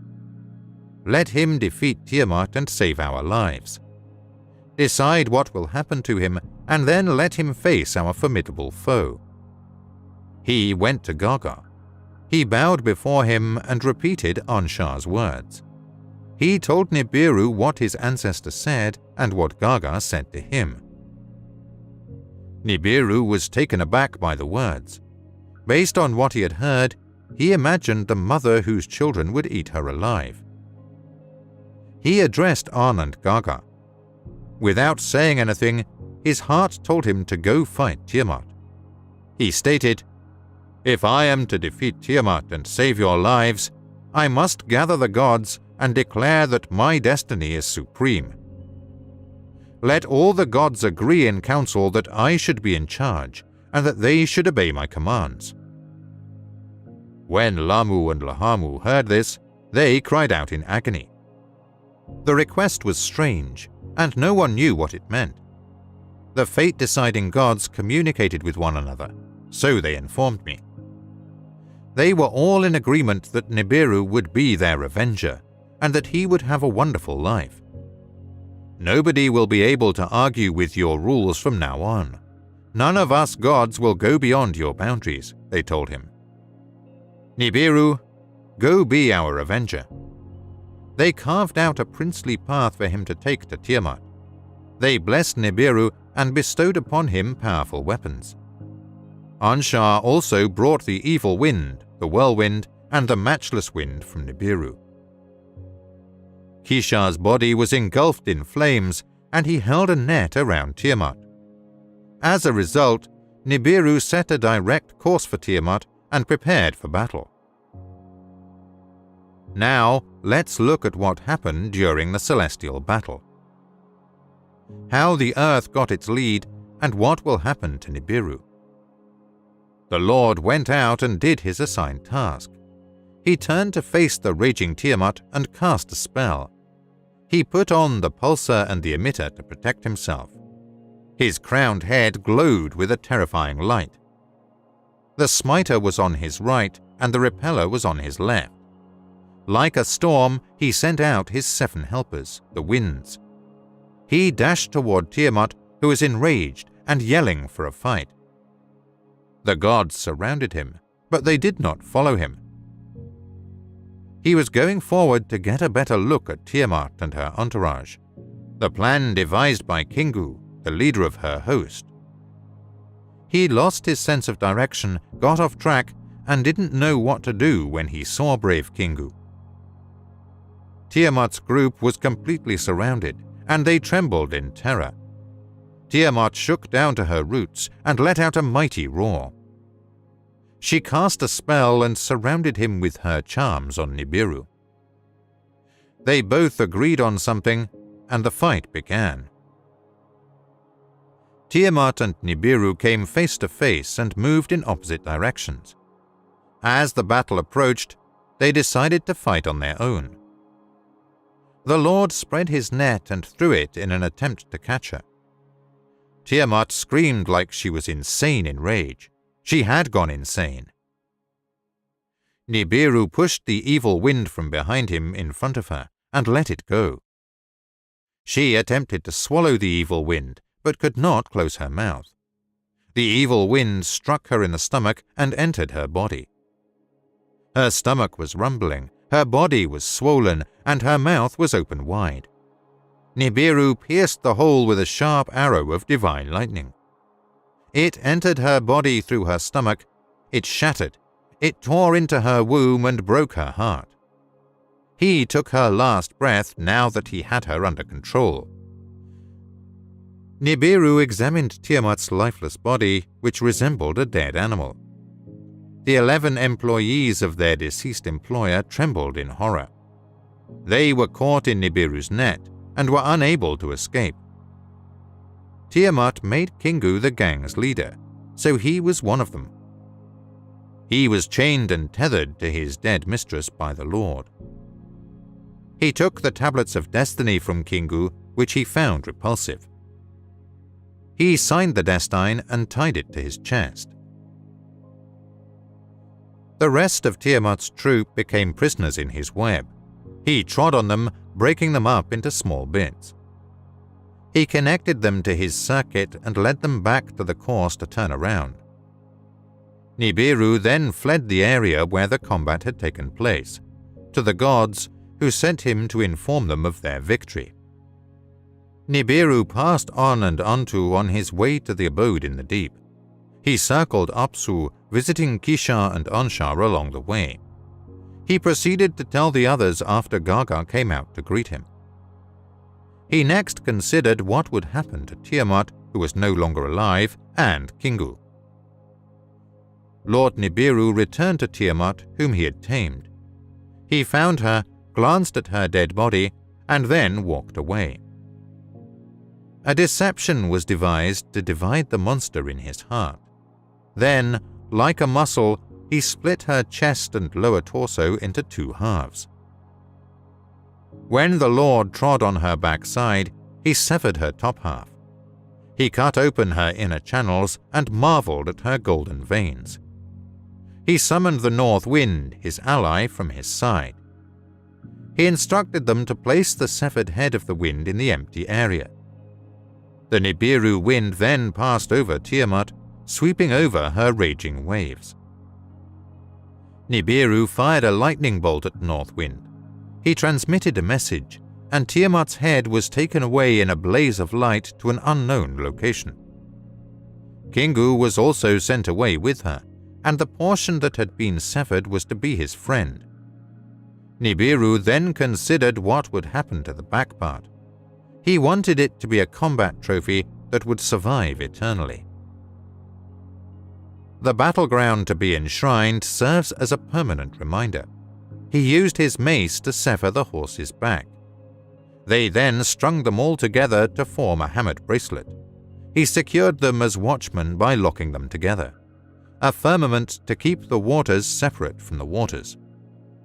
Nibiru has created beautiful works of art by separating the upper waters above the firmament from the lower waters. The Lord then crossed the heavens to examine the area, taking measurements from Apsu's quarters to Gaga's dwelling. He then stared at the deep, Nibiru's rim and his birthplace. He paused for a moment to reflect before returning to the battleground, the firmament. He resented traveling through Apsu's country and remembering the sun's departed spouse. He focused his attention on Tiamat's wounded side and her upper body. Her treasure from the wounds, the life fluids, continued to flow. The rays of the sun were reflected in her golden veins. Then Nibiru realized his creator's birthright, the seed of life. He gave Tiamat the seed when he crushed and tore her apart. With your warm beams you can heal the injured, he told Apsu. Give the broken part new life in your family as your future daughter. Gather the rivers in one place and let the stable ground arise. Firm land, please call her Ki from now on. Apsu listened carefully when Nibiru stated, Let the earth join my family, Ki, firm land of the below. Let earth be her name from now on. Apsu said, Allow her to remain there by turning. I will provide her with healing rays throughout the day. Allow Kingu to be a creature of the night, and I will make him the moon for all time, Earth's friend. Nibiru, Apsu's words were heard with delight. He studied the areas as he flew through the heavens. He bestowed permanent positions on the gods who raised him. None of their circuits were designed to be broken or to fall short of each other. He strengthened the heavenly locks and gates on both his established sides. He chose an outermost residence that was sized beyond Gaga. He pleaded with Apsu to declare that the grand circuit would be his destiny. Every deity called out from their thrones, Let Nibiru's power be surpassed. Let the sun's sun indeed be the brightest of the gods. Before leaving his apartments, Apsu gave his approval. Nibiru, whose name means crossing, will preside over the union of heaven and earth. The gods will not pass through anything above or below him. He will occupy the center and serve as the god's shepherd. His circuit will always be one Shah. That is his destiny. This is the narrative of how the olden times began, as well as the period known as the Golden Era in the annals, and how expeditions from Nibiru were dispatched to Earth to acquire gold. It all started with Alalu's flight from Nibiru. Alalu infused much of what he had learned with extraordinary insight. His forefather Anshargal gathered excellent knowledge about the heavens and circuits. Anshar significantly improved their knowledge. Alalu received considerable knowledge from it. He talked with intelligent men and sought guidance from savants and commanders. Alalu had this knowledge because he had studied about the beginning. The gold on the hammered bracelet served as confirmation.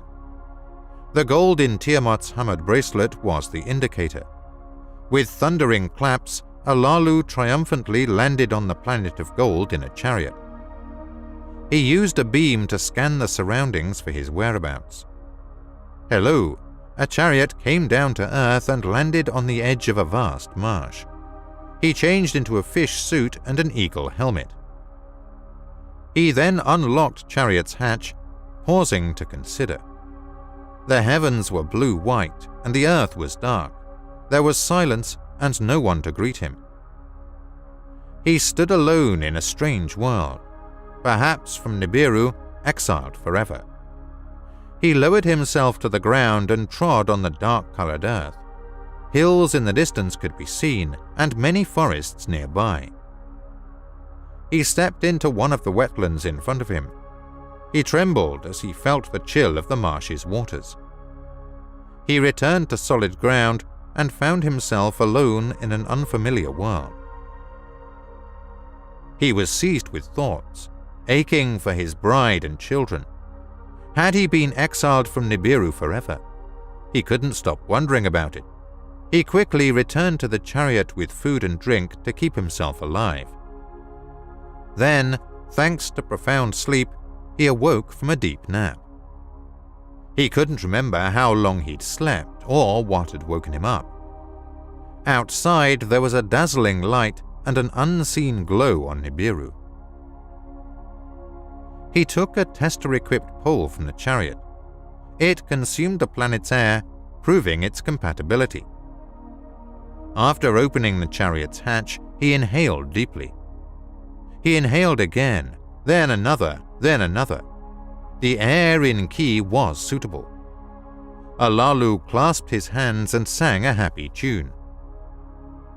He perished without a fish suit or an eagle helmet. The sun's rays were blinding, and the brightness outside was overwhelming. He returned to the chariot with an eye mask. He took up the sword he was carrying and the expensive sampler. He was on the dark-colored earth where he had stepped. He made his way toward the marshes, whose water was a dark greenish. Alalu took a pebble from the swamp's edge and tossed it into the area. As he moved across the marsh, he noticed the fish-filled streams below. He lowered the sampler into the swamp and considered the filthy waters. Alalu was devastated to find that the water was unsafe to drink. He pulled a U-turn and went for the hills away from the marshes. As he proceeded through the foliage, he passed through shrubs and trees. Because of the number of fruit-bearing plants, the area resembled an orchard. As the pleasant perfume of the fruit enticed Alalu, he placed it on his lips. The sweeter the flavor, the more delicious the fragrance. Alalu was delighted with joy. Alalu was walking away from the sun's rays toward the hills he had chosen. He felt moisture under his feet among the branches, indicating the presence of water nearby. He planned his route toward the dampness. There was a still pool of water and a pond in the woods. He lowered the sampler into the pond since it was safe to drink. Alalu couldn't stop himself from laughing. There was fruit and fish, and the water was drinkable. Alalu knelt, cupped his hands together, and drew water to his mouth. The water became cold, and the water from Nibiru had a distinct flavor. He drank again, then split in two, terrified. He heard a hissing sound and saw a writhing body alongside the pool. He grabbed his weapon and fired a flash of light toward the hissing. Both the moving and hissing stopped. Alalu approached the threat to examine it. Nibiru's sight has never been seen, but the bizarre sight of the lifeless creature with its slithered body lying immobile and lacking any hands or feet was that of a rope. It was a creature from another world. Its little head was ornamented with fierce eyes, and a lengthy tongue protruded from its mouth. Alalu reflected on himself. Was it the orchard's keeper?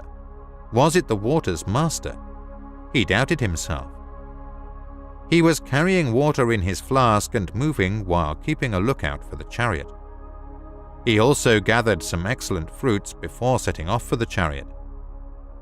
When he arrived at the chariot, the sun's brightness had faded, and darkness had taken its place. Alalu was taken aback by how short the day had been. An astonishing lightness was developing on the horizon from the direction of the marshes. A bright white ball was rapidly rising in the sky. He had now seen Kingu, Earth's mate. The planets and their circuits, the hammered bracelet, Ki, the Earth, and Kingu, its moon, were constructed and named. Alalu felt that beholding demanded one more truth. The secret to salvation rested in the gold to be discovered. If the stories from the beginning are true and Tiamat's golden veins were indeed swept away by the waves, the cut-off half of gold must be discovered in Ki. With shaking hands, Alalu the tester disassembled the chariot's pole. As they eagerly anticipated the approaching daybreak, the fish's outfit was put on with trembling hands. He walked out of the chariot and onto the marshes at first light. He waded the tester deeper into the waters he had introduced. As his heart thumped in his chest, he attentively examined its illuminated visage. The tester showed its findings in the water's composition, represented by symbols and numbers. "There is gold in the seas," the tester said, and Alalu's heart stopped. He lowered the tester back into the water, and the gold tester announced once more. Alalu took a step forward, wobbly on his legs before continuing into the marshes. "Nibiru's destiny is now in my hands," declared Alalu proudly. He returned to the chariot, removed the fish disguise, and took his seat as commander. The tablets of destinies are aware of all the circuits. He connected to Nibiru's circuit to decide the direction. He summoned the speaker of words to deliver the words to Nibiru. Then he spoke the words of Nibiru. He was described as follows. In his words, the great Alalu addresses Anu on Nibiru. In another world, I discovered the gold of salvation. Nibiru's future is in my control. You must heed my requests. A synopsis of Mohen Collection Babylonian Tablet MC 17494b. Enlil, Anu's first son, suggests on-site verification. Alalu sends the message to Nibiru and reclaims the throne. Anu, taken aback, puts the subject to the royal council. Ea, Anu's firstborn and Alalu's son-in-law, is instead chosen. Ea skillfully equips the heavenly boat for the journey. The spacecraft's pilot Anzu is carrying 50 heroes. Despite the perils, the Nibirians exult at the sight of Earth. They splash down and wade ashore, guided by Alalu. Eridu, home away from home, is established in 7 days. The extraction of gold from the canals begins. Despite the small amount, Nibiru needs the delivery of Abgal, a pilot who chooses Alalu's spaceship for the mission. Inside the spaceship, there are illicit nuclear weapons. Ea and Abgal remove and hide the terror weapons. There are 3 tablets. Nibiru's future is in my control. You must heed my requests. Alalu spoke the words, projecting them from Nibiru to the dark-tinted earth. When the monarch Anu got the messages from Alalu, he was shocked, as were the wise men and counselors. They asked each other questions. Is Alalu still alive and well? Could he be from another planet? They were speaking in a skeptical tone. Wasn't he fleeing in the chariot to a safe haven on Nibiru? The chariot commanders were summoned, and the beamed words were considered. The words were spoken from outside the hammered bracelet, not from Nibiru. They discovered this and told King Anu about it. Anu was taken aback and had no idea what had transpired. Let words of acknowledgement to Alalu be delivered to the gathered, he said. At the place of the celestial chariots, Alalu was given the following orders.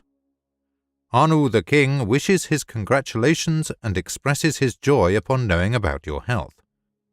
There was no reason for you to leave Nibiru because Anu has no ill will against you. Allow Nibiru to be saved if you have discovered the gold of salvation. When Anu Alalu's chariot spoke, Alalu reacted immediately. If I am to be your savior, I will save your lives. Gather the princes. My ancestry reveals itself to be supreme. Allow the commanders to choose me as their commander and submit to my power. Allow the council to appoint me as ruler, assuming Anu's throne. When people heard Alalu's claims regarding Nibiru, they were outraged. Councillors interrogated one another. Anu was deposed in what way?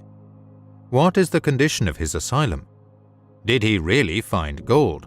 What if Alalu's mischief conveys the story rather than the truth? They sought the wisdom and counsel of the wise and knowledgeable. I was Alalu's master, said the oldest first. He was speaking.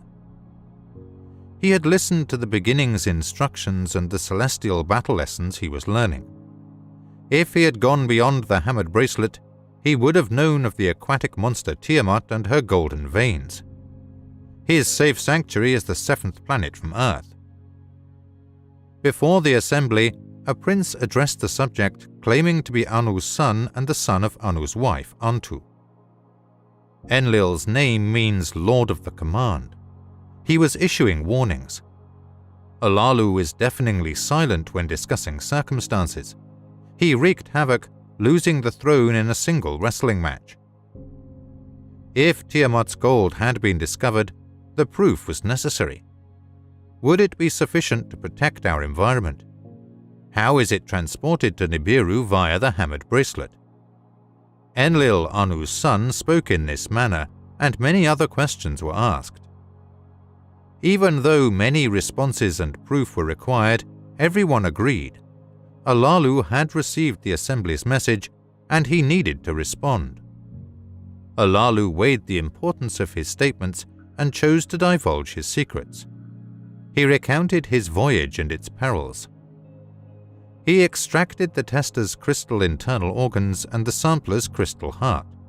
The crystals and other discoveries were then placed in the speaker for broadcast.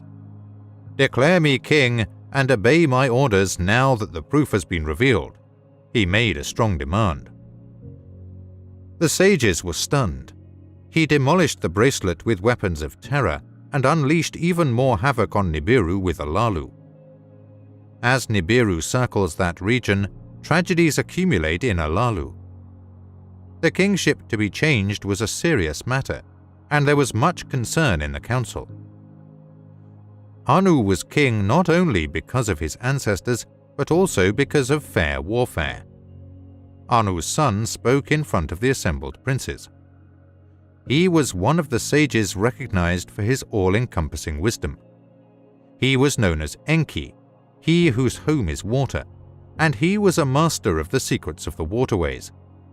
He was Anu's firstborn and married Domkina, Alalu's daughter. "Anu the king is my biological father, but Ea claims Alalu is my stepfather. My fiancé's purpose was to bring the two clans together. Let me be the one to bring peace to this battle. Allow me to represent Anu to Alalu and defend Alalu's discoveries. Let me arrive on Earth in a chariot. I will dig a water-only path through the bracelet." According to the sage's assessment, Alalu should reign as Earth's monarch.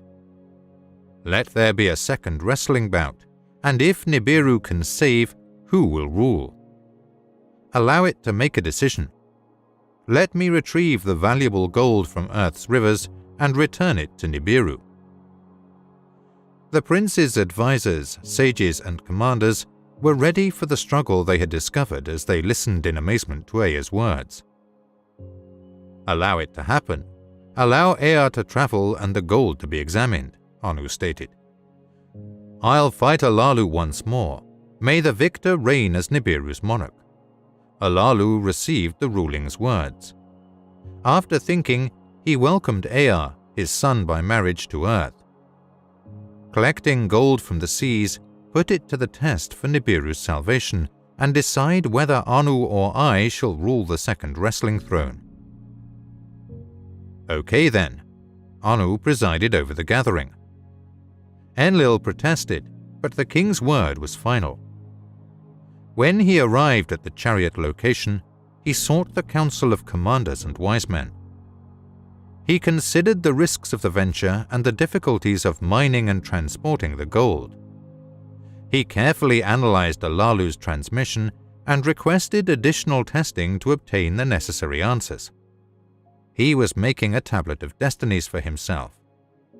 If water is the source of the force, whence can it be replenished? How will it be stored on the chariot, and how will it be converted into force? In meditations, a full circle of Nibiru and a Shah of Nibiru were finished. The mission's most massive heavenly chariot has been outfitted. A tablet of destiny has been firmly fixed, and the destiny of its circuit has been computed. 50 heroes are required for the journey to Earth to collect the riches. His approval was given for Anu's journey, and the stargazers were picked when the expedition was ready to begin. Many people flocked to the place of the chariots to bid farewell to the heroes and their leader. Did the soldiers enter the chariot one at a time, each wearing an eagle's helmet and carrying a fish suit? Ea was the last to depart the ship and say goodbye to the others. He bowed before his father Anu to win the king's blessing. "My firstborn, my son, you've come a long way, putting us all in danger. Please let Nibiru's catastrophe pass you by so you can safely return." Before saying his parting farewell, Anu blessed his son. Ninul, Ea's mother, embraced him from the bottom of her heart. "Why did you give him a restless heart after Anu gave me you as a son? Return safely across the perilous path," she spoke to him. Ea kissed Damkina, his wife, without saying anything. Enlil and his half-brother were holding hands. He wished him prosperity and good fortune. Now that the journey to the seventh planet has been narrated, the narrative of the fish god who rose from the sea may begin. Ea, the chariot, arrived with a heavy heart to carry out his orders. Anzu drove the chariot, not Ea, and Anzu sat in the commander's seat. His name meant "he who knows the heavens," and he was picked specifically for the position. He was a prince among princes, claiming royal ancestry. He skillfully steered the celestial chariot as it rose forcefully toward the distant sun, guided by Nibiru. Chariot traveled 10 leagues, 100 leagues, and 1,000 leagues. They were welcomed by little Gaga, who was also greeting the heroes. It gave blue-tinted guidance to the charming enchantress Antu. Anzu was drawn in by her appearance. "Let's explore her oceans," Anzu is speaking. "It's a world with no turning back," Ea said emphatically, continuing to talk without hesitating. The chariot continued its journey toward the solar system's third planet. His moon's entourage was twirling around him while Anu lay next to him. Water was evident in the tester's beams, indicating where Ea should stop if necessary. Ea proclaimed he would lead the way to Anshar, the highest prince of heaven, to continue the journey. They quickly became conscious of Anshar's magnetic pull, appreciating his ring of terror's various colors. Anzu, the chariot guide, deftly avoided the lethal threats. The massive Kishar was the second definite planet discovered. Her net had a strong pull, but Anzu the chariot reversed direction with incredible skill. Kishar thrusts in wrath at the flashes of the holy lightning chariot, her host thrusting at the unwanted. Kishar steadily retreated in preparation for the chariot, which was waiting beyond the fifth planet for the hammered bracelet. The water thruster was instructed to prepare so that his labor of love might begin to spin. The chariot was hurtling toward a swarm of whirling boulders, each one hurling itself at the chariot like a slingshot stone. When Ea gave the word, a water stream with the force of 1,000 heroes was launched. As they formed a path for the chariot, the boulders faced each other one by one. However, as one boulder fled, another attacked in its place. They were a veritable army, a host for Tiamat's vindictive splitting. Ea repeatedly told the water thruster to keep spinning, repeatedly directed streams of water at the swarm of stones, repeatedly made the boulders' faces alter, allowing the chariot to pass. The chariot could proceed without incident once the path was clear. The heroes let out a joyous yell, which was heightened by the emergence of the sun. Amid Anzu's excitement, the alert went off. For the way to having fashioned, excessive waters were eaten. Waters were insufficient to keep the chariot's flaming stones hydrated for the rest of the journey. They could see the sun's rays reflected in the sixth planet's profound darkness. He was asking for Anzu. Enki is assisting Lamu, who has water. Do you want to ride the clown chariot over there? Anzu, the chariot, maneuvered it deftly toward Lamu, reaching the celestial god and forming a circle around it. Anzu believes that the planet's attraction is too easy to handle, and that its network could be more robust. Lahmu was a sight to behold. It was multicolored with pure white stones and headgear. It had a reddish center surrounded by dazzling streams and lakes. The chariot, piloted by Anzu, paused traffic and plummeted alongside a lake. While wearing their eagle's helmets, Ea and Anzu strayed to the solid ground. At the command, the heroes that which water sucks expanded the chariot, filling its interior with lake water. While the chariot drank its fill of water, Ea and Anzu inspected the place. Tester and Sampler uncovered everything that mattered. The waters were okay to drink, but the air was insufficient. All of this was recorded in the chronicles of the chariot, and the cause for the diversion was explained. After regaining vigor, the chariot ascended to compassionate Lahmu's farewell salutation. Beyond, the seventh planet was circling. Earth and its companion, the chariot, were calling. In the commander's chair, Anzu and Ea remained mute.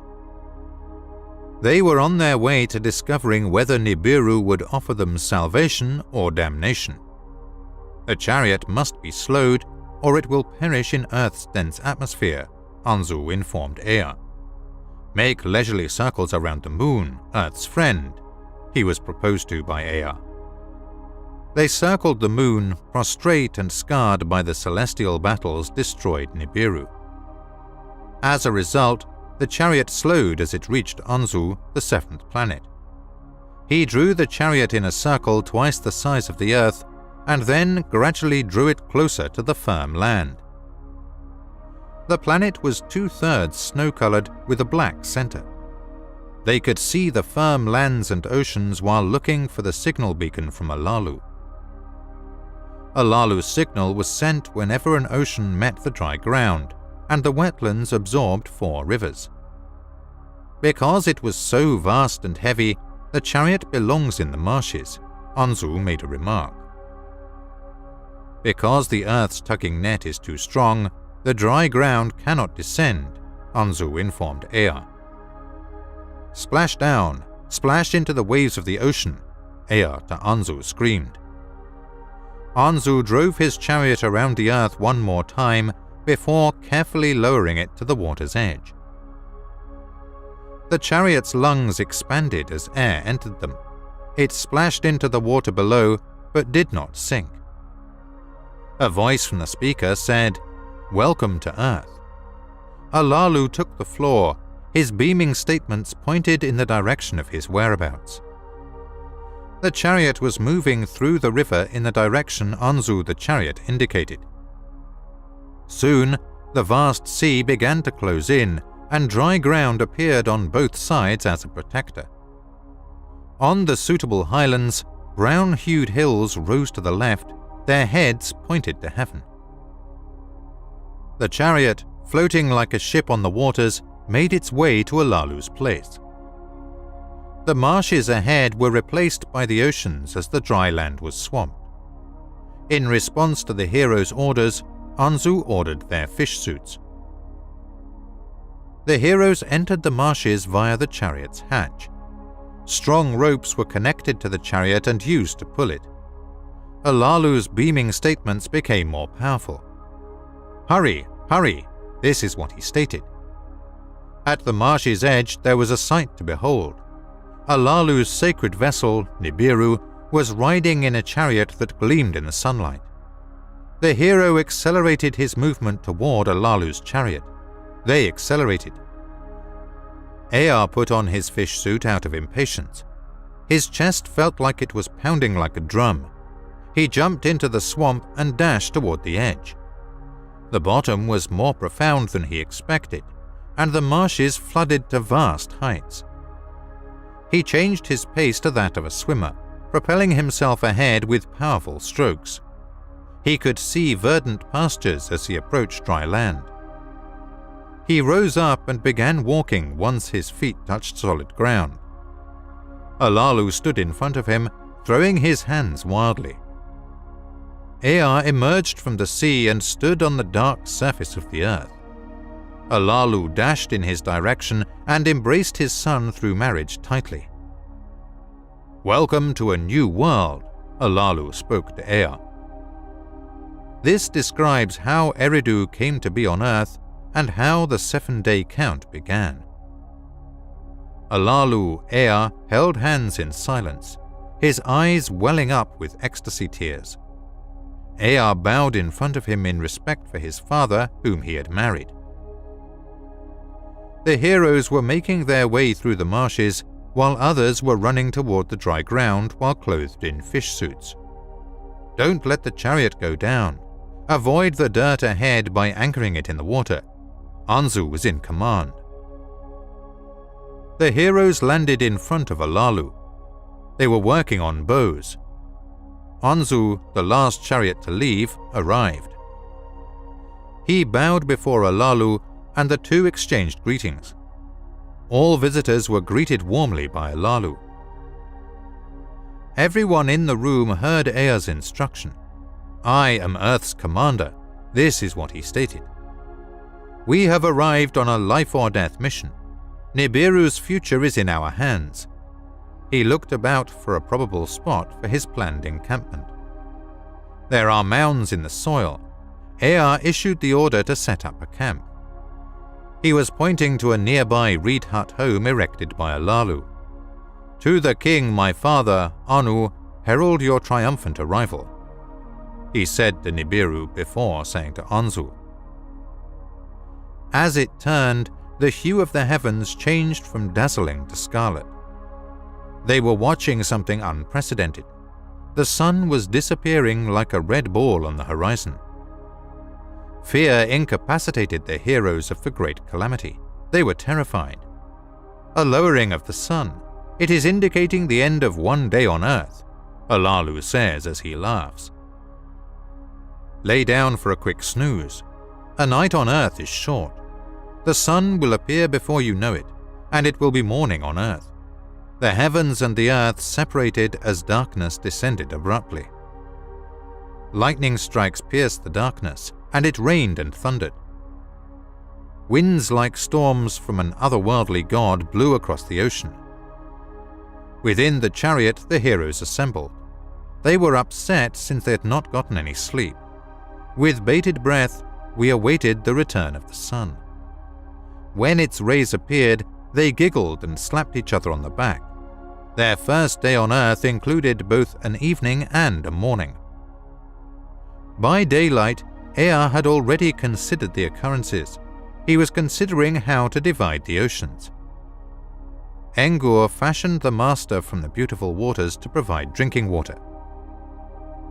He walked to the snake pond with Alalu, thinking about its warm waters. Nasty snakes were spreading in the pond. Engur informed Ea of this. Ea then reflected on a large amount of rainfall he had collected in the marshlands.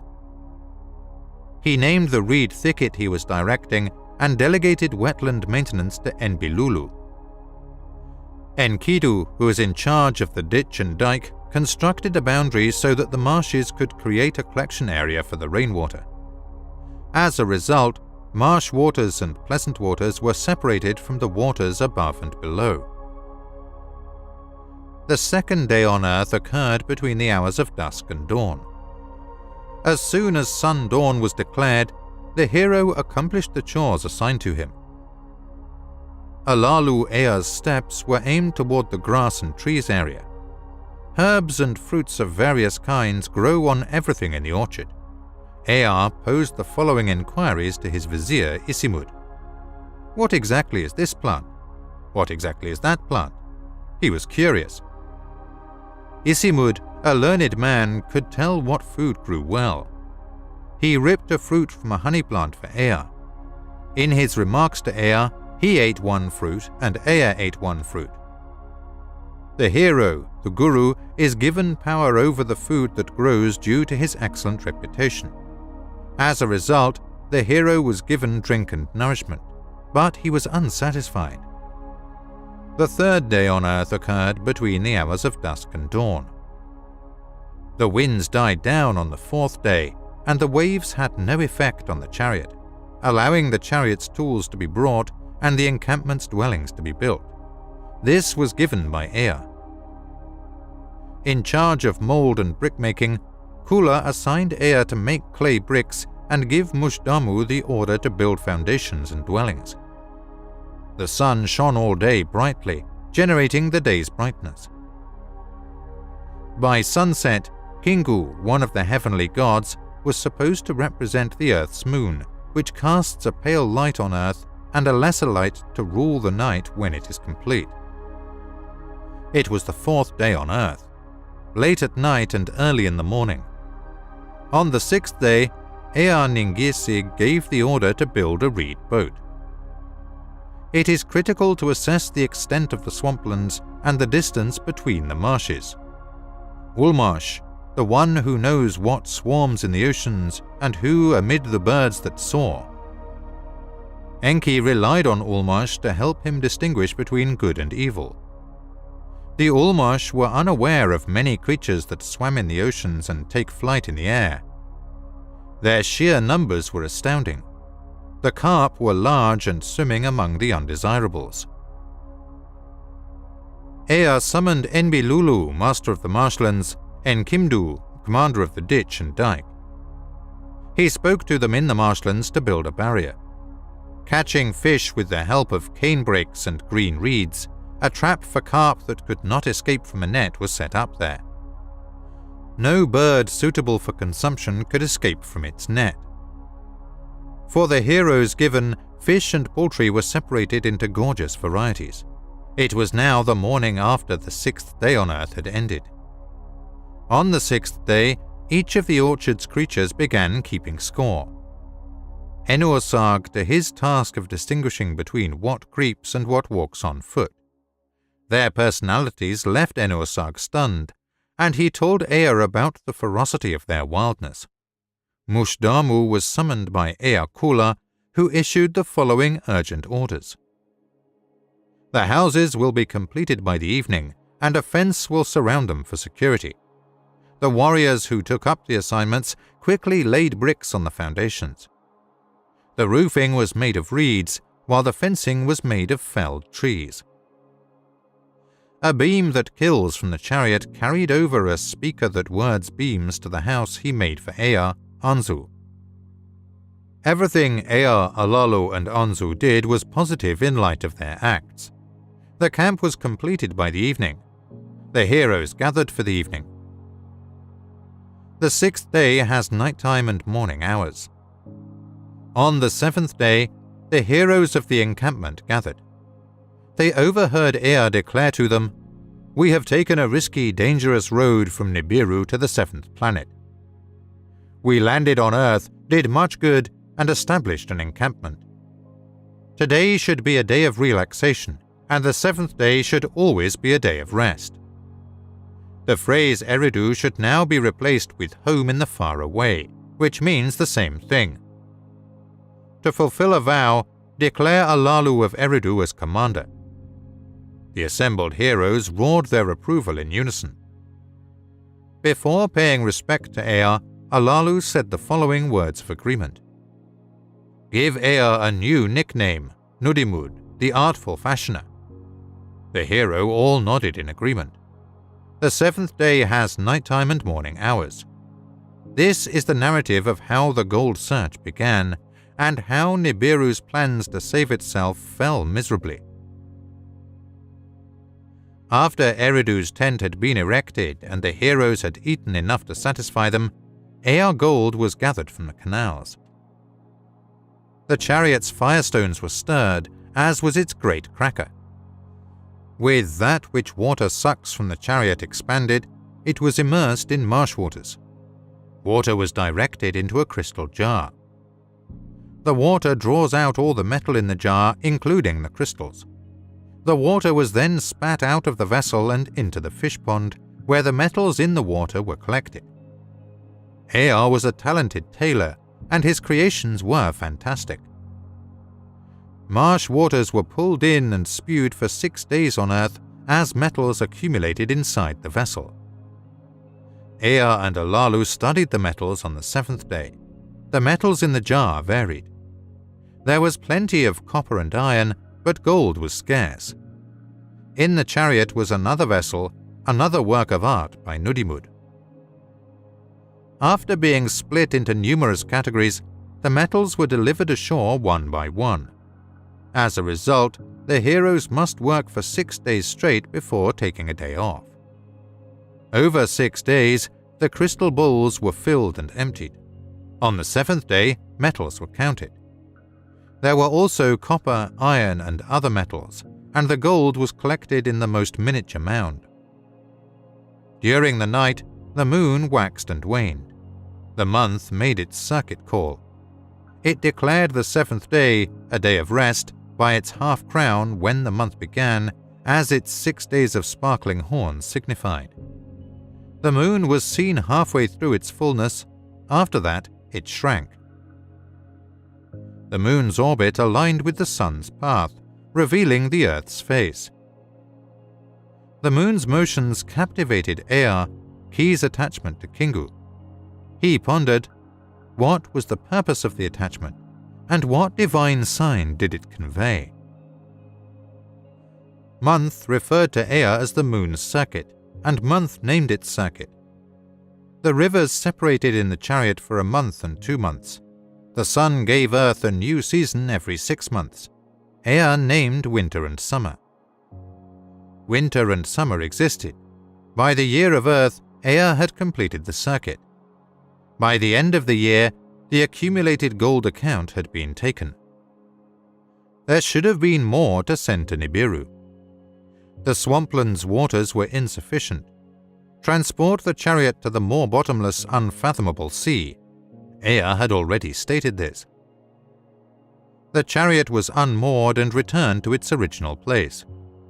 The salt water was circulated through the stirred-up crystal jars with care.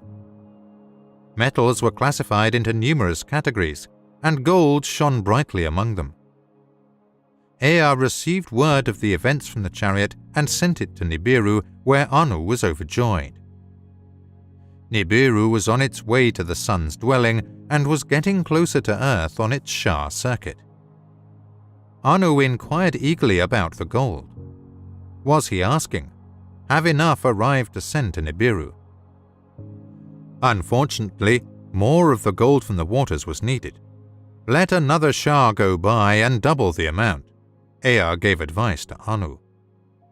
Obtaining gold from the ocean's waters continued. Enki felt apprehension filling his heart. Parts were hauled from the chariot and a sky chamber was assembled. Abgal, he who knows the pilot of the sky chamber to take charge, he appointed.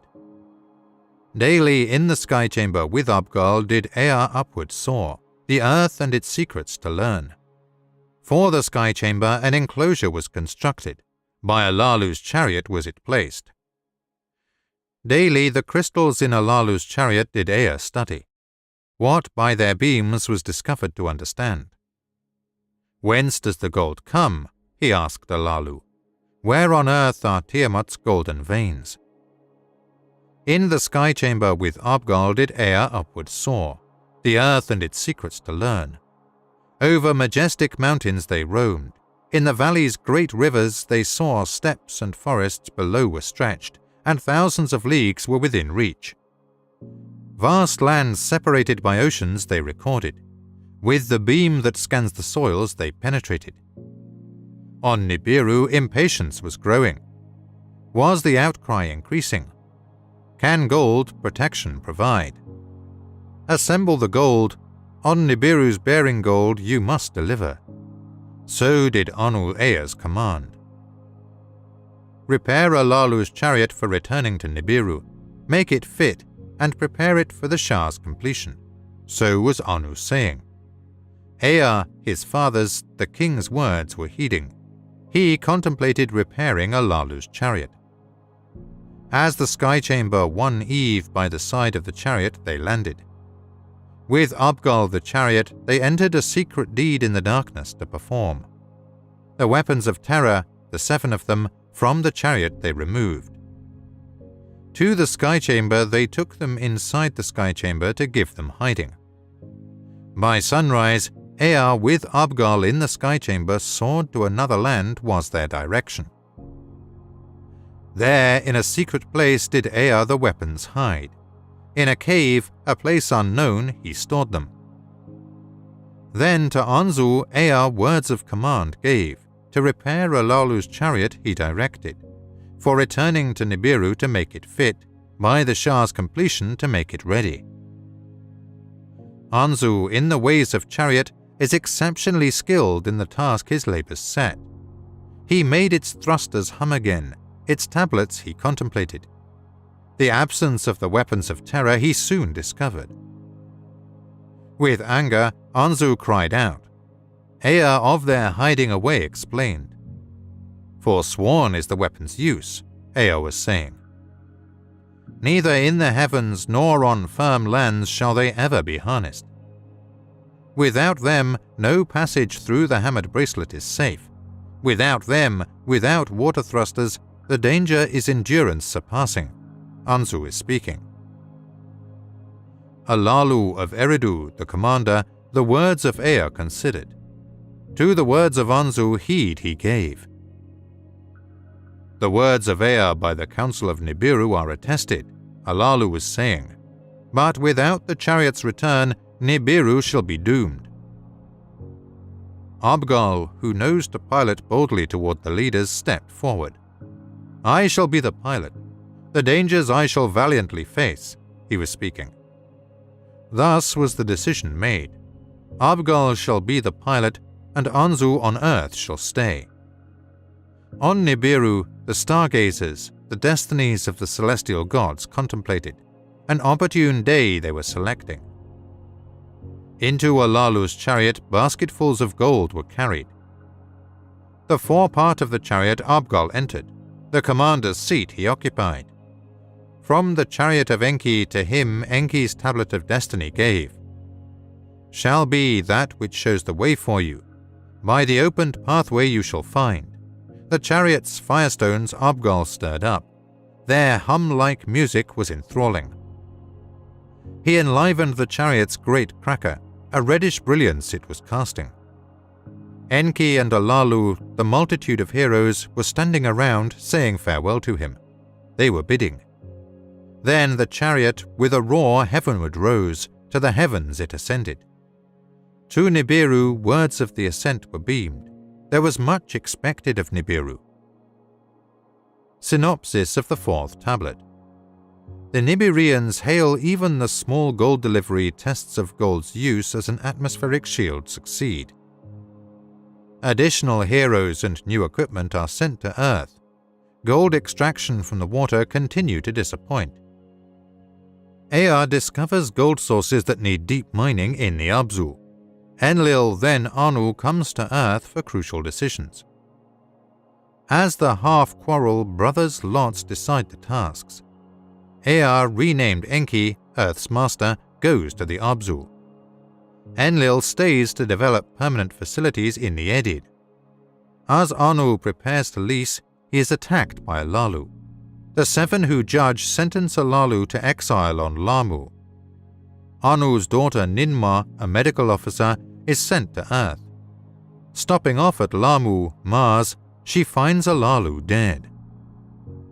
A rock carved to resemble Alalu's face serves as his tomb.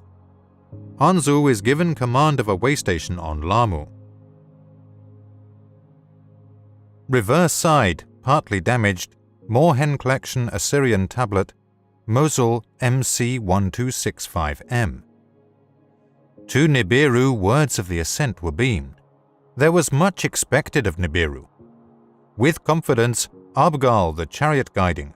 Around Kingu, the moon, he made a circuit by its net power's speed to gain. 1,000 leagues, 10,000 leagues toward Lamu he journeyed. Through its net power, a direction toward Nibiru to obtain. Beyond Lamu, the hammered bracelet was whirling. Deftly did Abgal Ea's crystals make a glow, the opened paths to locate. The eve of fate upon him with favor looked. Beyond the bracelet, the chariot beamed signals from Nibiru, receiving, homeward, homeward was the direction. Ahead, in the darkness, a reddish hue glowed Nibiru. a sight to behold. By the beamed signals, the chariot was now directed. Thrice around Nibiru it made circuits, by its net force to be slowed. Nearing the planet, the breach in its atmosphere Abgal could see. He felt a squeezing in his heart of the gold he was bringing. What was he thinking? Passing through the atmosphere's thickness, aglow was the chariot, its heat overbearing. Deftly did Abgal spread the chariot's wings, its descent arresting. Beyond lay the place of the chariots, a sight most inviting. Gently did Abgal the chariot bring down to a place by the beams selected. He opened the hatch. A multitude of the populace was there assembled. Anu toward him stepped forward, locked arms, warm greetings uttered. Heroes into the chariot rushed, the gold-bearing baskets they brought out. High above their heads the baskets held. To the assembled words of victory Anu shouted. "Salvation is here," to them he was saying. To the palace was Abgal accompanied to rest and tell all he was escorted. The gold, a sight most dazzling by the savants, was quickly taken. To make of it the finest dust, to skyward launch it was hauled away. A shah did the fashioning last, and a shah did the testing continue. With rockets was the dust heavenward carried, by crystal's beams was it dispersed. Where there was a breach, now there was a healing. Joy the palace filled, and abundance in the land was expected.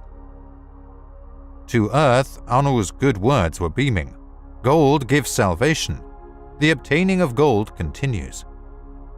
When Nibiru near the sun came, the golden dust was by its rays disturbed. The healing in the atmosphere dwindled, and the breach to bigness returned. Anu, the return of Abgal to earth, then commanded. In the chariot more heroes travelled. In its bowels more that which the water sucks in and thrusts out were provided. With them Nungal to travel was commanded, a pilot helper to Abgal to become. Great joy there was when Abgal to Eridu returned. Many greetings and the locking of arms there. The new water workings Ea with care contemplated. There was smiling on his face. In his heart there was a squeezing. By Shah's time, Nungal in the chariot was to depart ready. The chariot had only a few baskets of gold in its bowels. The disappointment in Nibiru Ea's heart to him was predicted. Enki with Alalu words exchanged. That which was known they reconsidered. If Earth, the head of Tiamat, was in the celestial battle cut off, where was the neck? Where were the golden veins cut asunder? Where were the golden veins from Earth's innards protruding? In the sky chamber, Enki over mountains and valleys travelled. The lands by oceans separated, him with the scanner examined. Again and again there was the same sign. Where dry land from dry land apart was torn, Earth's innards were revealed. Where the landmass was the shape of a heart was given, in the lower part thereof, golden veins from Earth's innards were abundant. Abzu, of gold the birthplace, Ea to the region the name gave. Ea then to Anu words of wisdom beamed. With gold earth is filled. The gold must be gotten from the veins, not the waters. From earth's bowels, not from its waters, must the gold be obtained. From a region beyond the ocean, Abzu, it shall be called, can an abundance of gold be gotten. In the palace there was great astonishment. Savants and counselors to Ea's words gave consideration. That gold must be obtained. On that unanimity there was. How to obtain it from the bowels of the earth, of that there was much discussed. In the assembly a prince spoke up. Enlil was the half-brother of Ea. First Alalu, then his son by marriage, Ea, upon waters placed all hope. Of salvation by waters gold they were reassuring. Shah after Shah, all of us salvation were expecting. Now different words we are hearing, a task beyond imagining to undertake. Proof of the golden veins is needed, and a plan for success must be ensured. So was Enlil to the assembly saying. To his words many in agreement listened. Let Enlil go to earth, Anu was saying. Let him proof obtain, a plan put forward. His words shall be heeded, his words a command shall be. In unanimity the assembly consented, and Enlil's mission was approved. With Alalgar, his chief lieutenant, Enlil for earth departed. Alalgar, his pilot, was. With each a sky chamber the two of them provided. To earth, Anu the king, and words of decisions were beamed. Enlil of the mission in command shall be, his words shall be the command. When Enlil on earth arrives, Ea and his half-brother warmly lock arms. As brother meets brother, Ea Enlil is welcomed.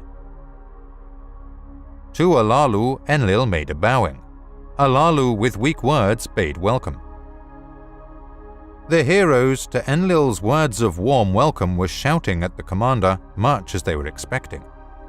Deftly Enlil the sky chambers to be assembled did command. In a sky chamber he went soaring.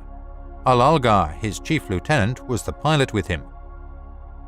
Enki in a sky chamber by Abgal piloted to them to the Abzu showed the way. They surveyed the dry lands of the oceans, they took careful notice. From the upper sea to the lower sea, the lands they scanned. All above and below they took account. In the Abzu the soil they tested. Gold there was true, with much soil and rocks it was co-mixed. Refined as in the waters it was not. In an admixture it was hiding. They went back to Endu. What they had found they contemplated. Eridu new tasks must be given. Alone on earth it cannot continue. Thus was Enlil saying. A grand plan he described, a comprehensive mission he was proposing. More heroes to bring over, more settlements to establish. The gold from earth's innards to obtain, and the gold from the admixture to separate, by skyships and chariots to be carried from landing places for tasks to perform. Who of the settlements in charge will be, and who of the Abzu shall take command? Thus was Ea of Enlil asking. Who of enlarged Eridu shall take command, and who the settlements shall oversee? Thus was Alalu saying. Who of the skyships and the landing place shall take command? So did Anzu inquire. Let Anu come to earth, let him decisions provide. Thus did Enlil say in answer. Now, this is the account of how Anu went to earth came. How lots with Enki and Enlil were drawn, how Enki, the title name Enki, was given, how Alalu for the second time with Anu wrestled. To earth in a celestial chariot made Anu's journey, the route by the planets it followed. Around Lamu, Nungal the pilot a circuit made, by Anu was studied. They circled and admired the moon, who Kingu once had been. Perchance gold thereon can also be found. In his heart Anu wondered. In the waters beside the marshlands his chariot splashed down. Enki for the arrival reed boats prepared for Anu to arrive by sailing. Above the sky chambers were hovering, a royal welcome they were offering. In the lead boat Enki was afloat, the king, his father, the first to be greeting. Before Anu he bowed, then Anu embraced him. My son, my firstborn, Anu to him shouted. In the square of Eridu, in rows the heroes, their king to earth royally to welcome. In front of them stood Enlil, their commander. Before Anu the king he bowed. Anu him to his chest embraced. Alalu too was there standing. Of what to do he was uncertain. Anu to him a greeting extended. Let us lock arms as comrades, to Alalu he said. With hesitation, Alalu stepped forward with Anu. He locked arms. A meal for Anu was prepared. By eve-time, a reed hut for him by Enki was built. Anu retired. The next day, the 7th by the count begun by Enki, was a day of resting. A day of backslapping and celebrating it was, as befits a king's coming. On the day that followed, Enki and Enlil before Anu the findings presented. What was done and what was needed with him they discussed. "Let me see the lands by myself," Anu to them was saying. Aloft they all in the sky chambers went, lands from sea to sea they observed. To the Abzu they flew, and on its gold-hiding soil they landed. "Complex will the gold's extraction be," Anu was saying. "To obtain the gold it is necessary, no matter how deep the gold is below the surface, it must be gotten. Let Enki and Enlil tools for the purpose devise. Let them heroes for the task assigned. Let them find how gold from soil and rock separates, how Nibiru is pure gold to deliver. Let a landing place be built, and let more heroes to the tasks on earth be assigned." So was Anu to the 2 sons, saying, in his heart, of way stations in the heavens he was thinking. Those were the command words of Anu. Enki and Enlil, in agreement, their heads were bowing. There were evenings and mornings. To Eridu they all returned. In Eridu they held council, tasks and duties to assign. Enki, who Eridu established, was the first to speak up. "Eridu have I established. Let other settlements in this region be set up. Let the Edin be, abode of the upright ones, by this name be known. The commander of the Edin let me be. Let Enlil the gold extraction perform." By these words Enlil was angered. "The plan is wrongful," to Anu he said. "Of commanding and tasks to perform, I am the better. Of skyships I have the knowledge. Of the earth and its secrets, my half-brother Enki is the knower. The Abzu he discovered. Let him of the Abzu be the master." Anu listened to the angry words with a careful ear. The brothers were again half-brothers. The firstborn with the legal heir, with words as weapons, were contending. Enki was the firstborn son of a concubine to Anu. He was born.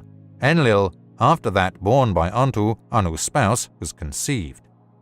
A half-sister of Anu, she was Enlil, the legal heir making the next-born son for the succession the firstborn overcoming. A conflict that the obtainment of gold would endanger Anu was fearing. One brother to Nibiru must return. The succession from considering must now be removed. So was Anu to himself thinking. Aloud to the 2 a startling suggestion he made. Who to Nibiru for the throne seat shall return? Who the Edin shall command? Who in the Abzu shall be the master? Let us 3, I wish you, by lots determined. Silent were the brothers. The audacious words by surprise them overtook. Let us draw lots, Anu said. By the hand of fate, let there be a decision. The 3, father and 2 sons, clasped their hands together. They cast lots, and by the lots, the tasks they divided. Anu to Nibiru to return, its ruler on the throne to remain. The Edin to Enlil was allotted to be the lord of the command as his name showed.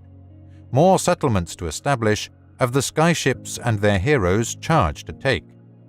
Of all the lands until the bar of the seas encounter, the leader is to be. To Enki, the seas and the oceans as his command were granted. Lands beyond the bar of the waters by him to be governed.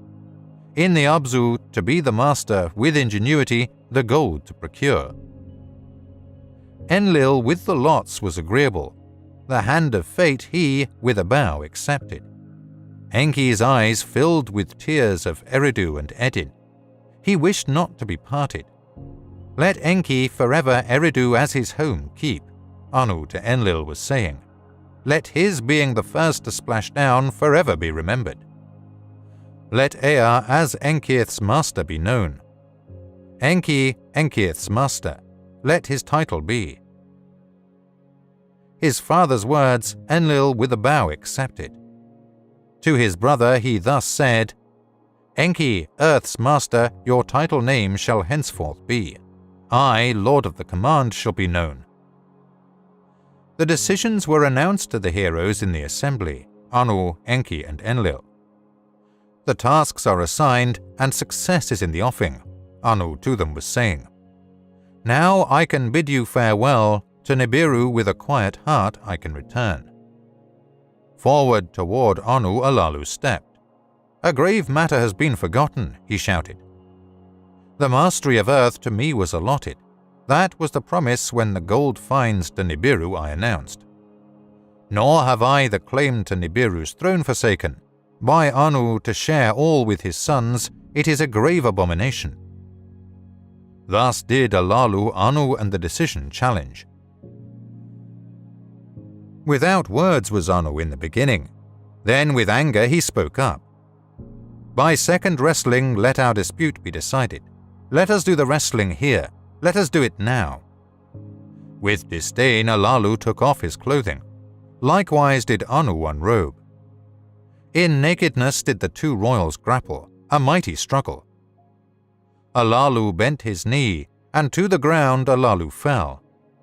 Anu on the chest of Alalu with his foot pressed down, victory in the wrestling declaring. By wrestling the decision was made. I am the king. To Nibiru Alalu shall not return. So was Anu saying as he removed his foot from the fallen Alalu. Up as lightning Alalu from the ground arose. By the legs Anu pulled down. His mouth was wide open, and swiftly he, the malehood of Anu, bit off. The malehood of Anu did Alalu swallow. In pained agony did Anu cry to the heavens shout.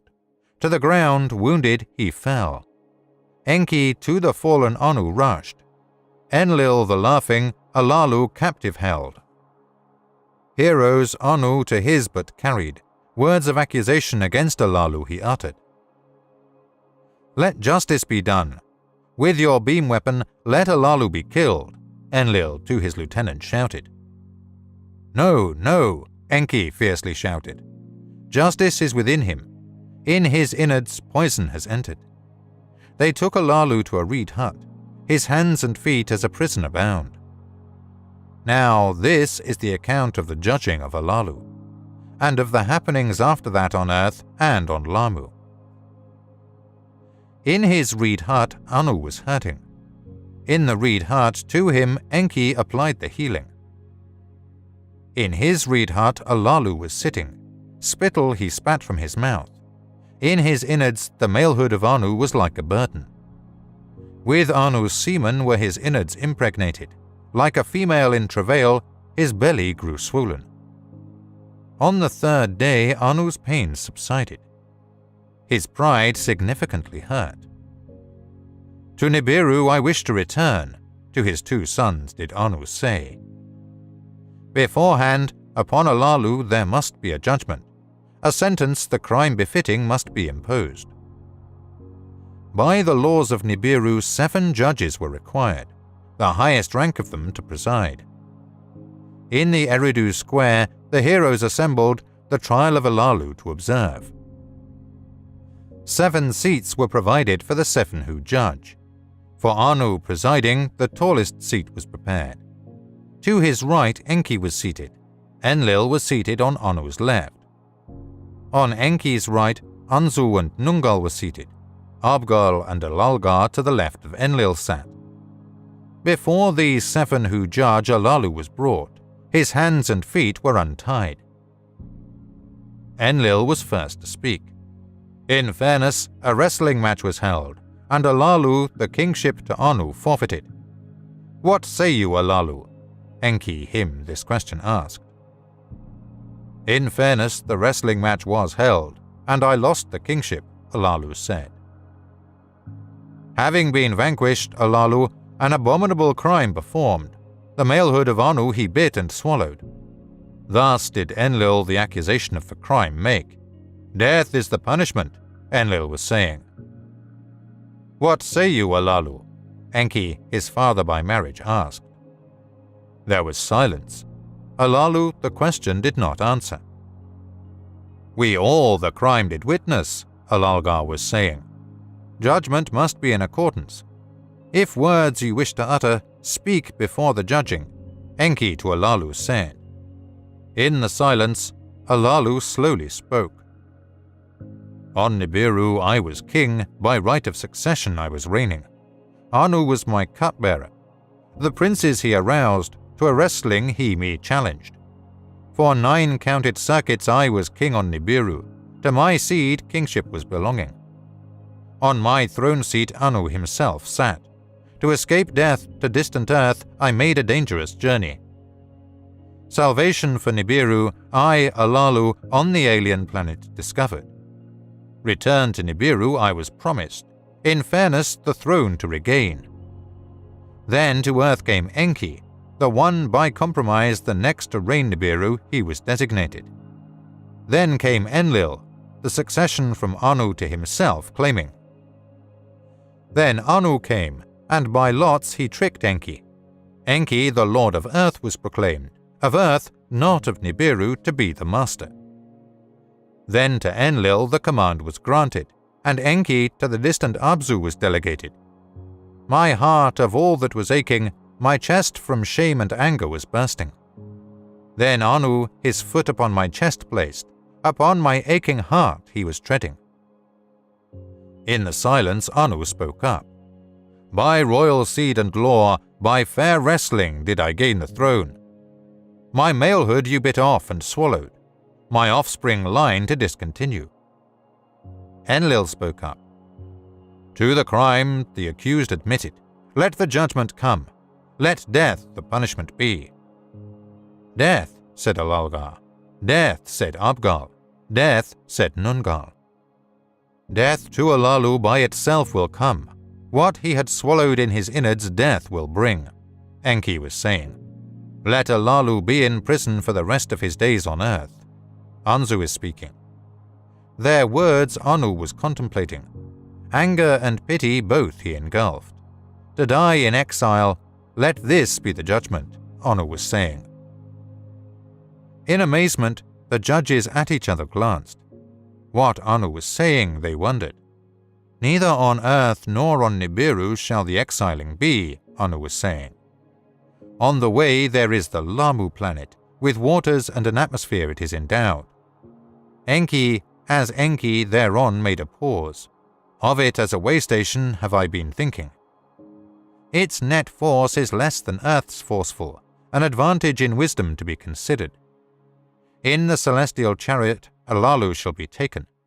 On my departing from Earth, he with me shall make the journey. Around the planet Lamu we shall make circuits. To Alalu a sky chamber we shall provide. To the planet Lamu, in it he will be descended. Alone on a strange planet, an exile he shall be, his days to his last day by himself to count.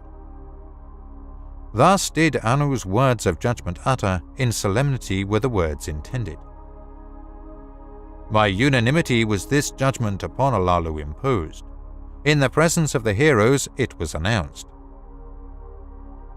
Let Nungal be my pilot to Nibiru. From that place, chariots bearing heroes again to earth to pilot. Take charge, so did Anu's commandments utter. Let Anzu join us for the journey of the descent to Lamu. On the morrow departing was readied.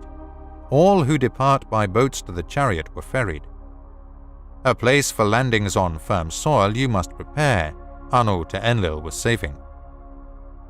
How Lamu is a way station to use, plans you should make.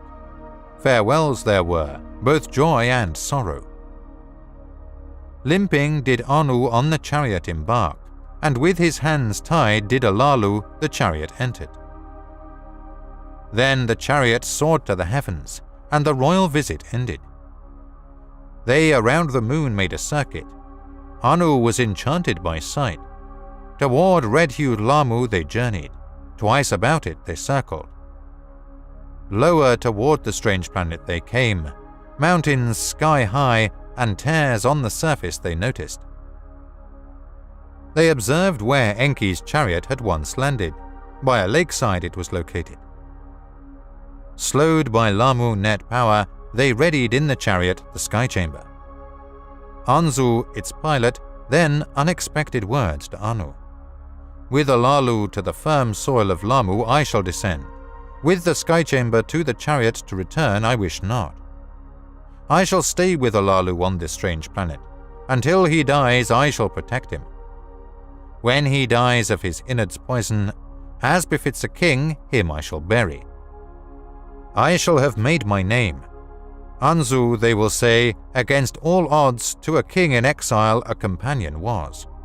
He saw things by others unseen. On a strange planet, he faced strange things.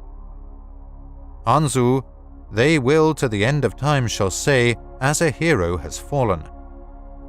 There were tears in the eyes of Alalu and amazement in the heart of Anu. Your wish shall be honored, Anzu, Anu said. At this moment, let a promise by me to you be made. By my raised hand to you, I this swear. On the next journey, a chariot by Lamu shall circuit. Its skyship to you shall descend. If alive it shall find you, the master of Lamu, you shall be proclaimed. Anzu bowed his head. When a way station on Lamu shall be established, its commander you shall be. Okay then, to Anu he said. Into the sky chamber, Alalu and Anzu were ushered. Eagles' helmets and fish suits provided them with food and tools. From the circling chariot the skyship departed. Its descent was observed from the chariot. Then from view it disappeared, and the chariot to Nibiru continued. For 9 Shahs was Alalu king on Nibiru. For 8 Shahs Eridu he commanded. In the 9th Shah, to die in exile on Lamu was his fate. Now, this is the account of the return of Anu to Nibiru, and how Alalu on Lamu was buried, how Enlil on earth the landing place built. On Nibiru there was for Anu a joyous welcome. Of what had happened to the council and the princes Anu gave account. Neither pity nor vengeance from them all he sought. To discuss the tasks ahead, they all instructed.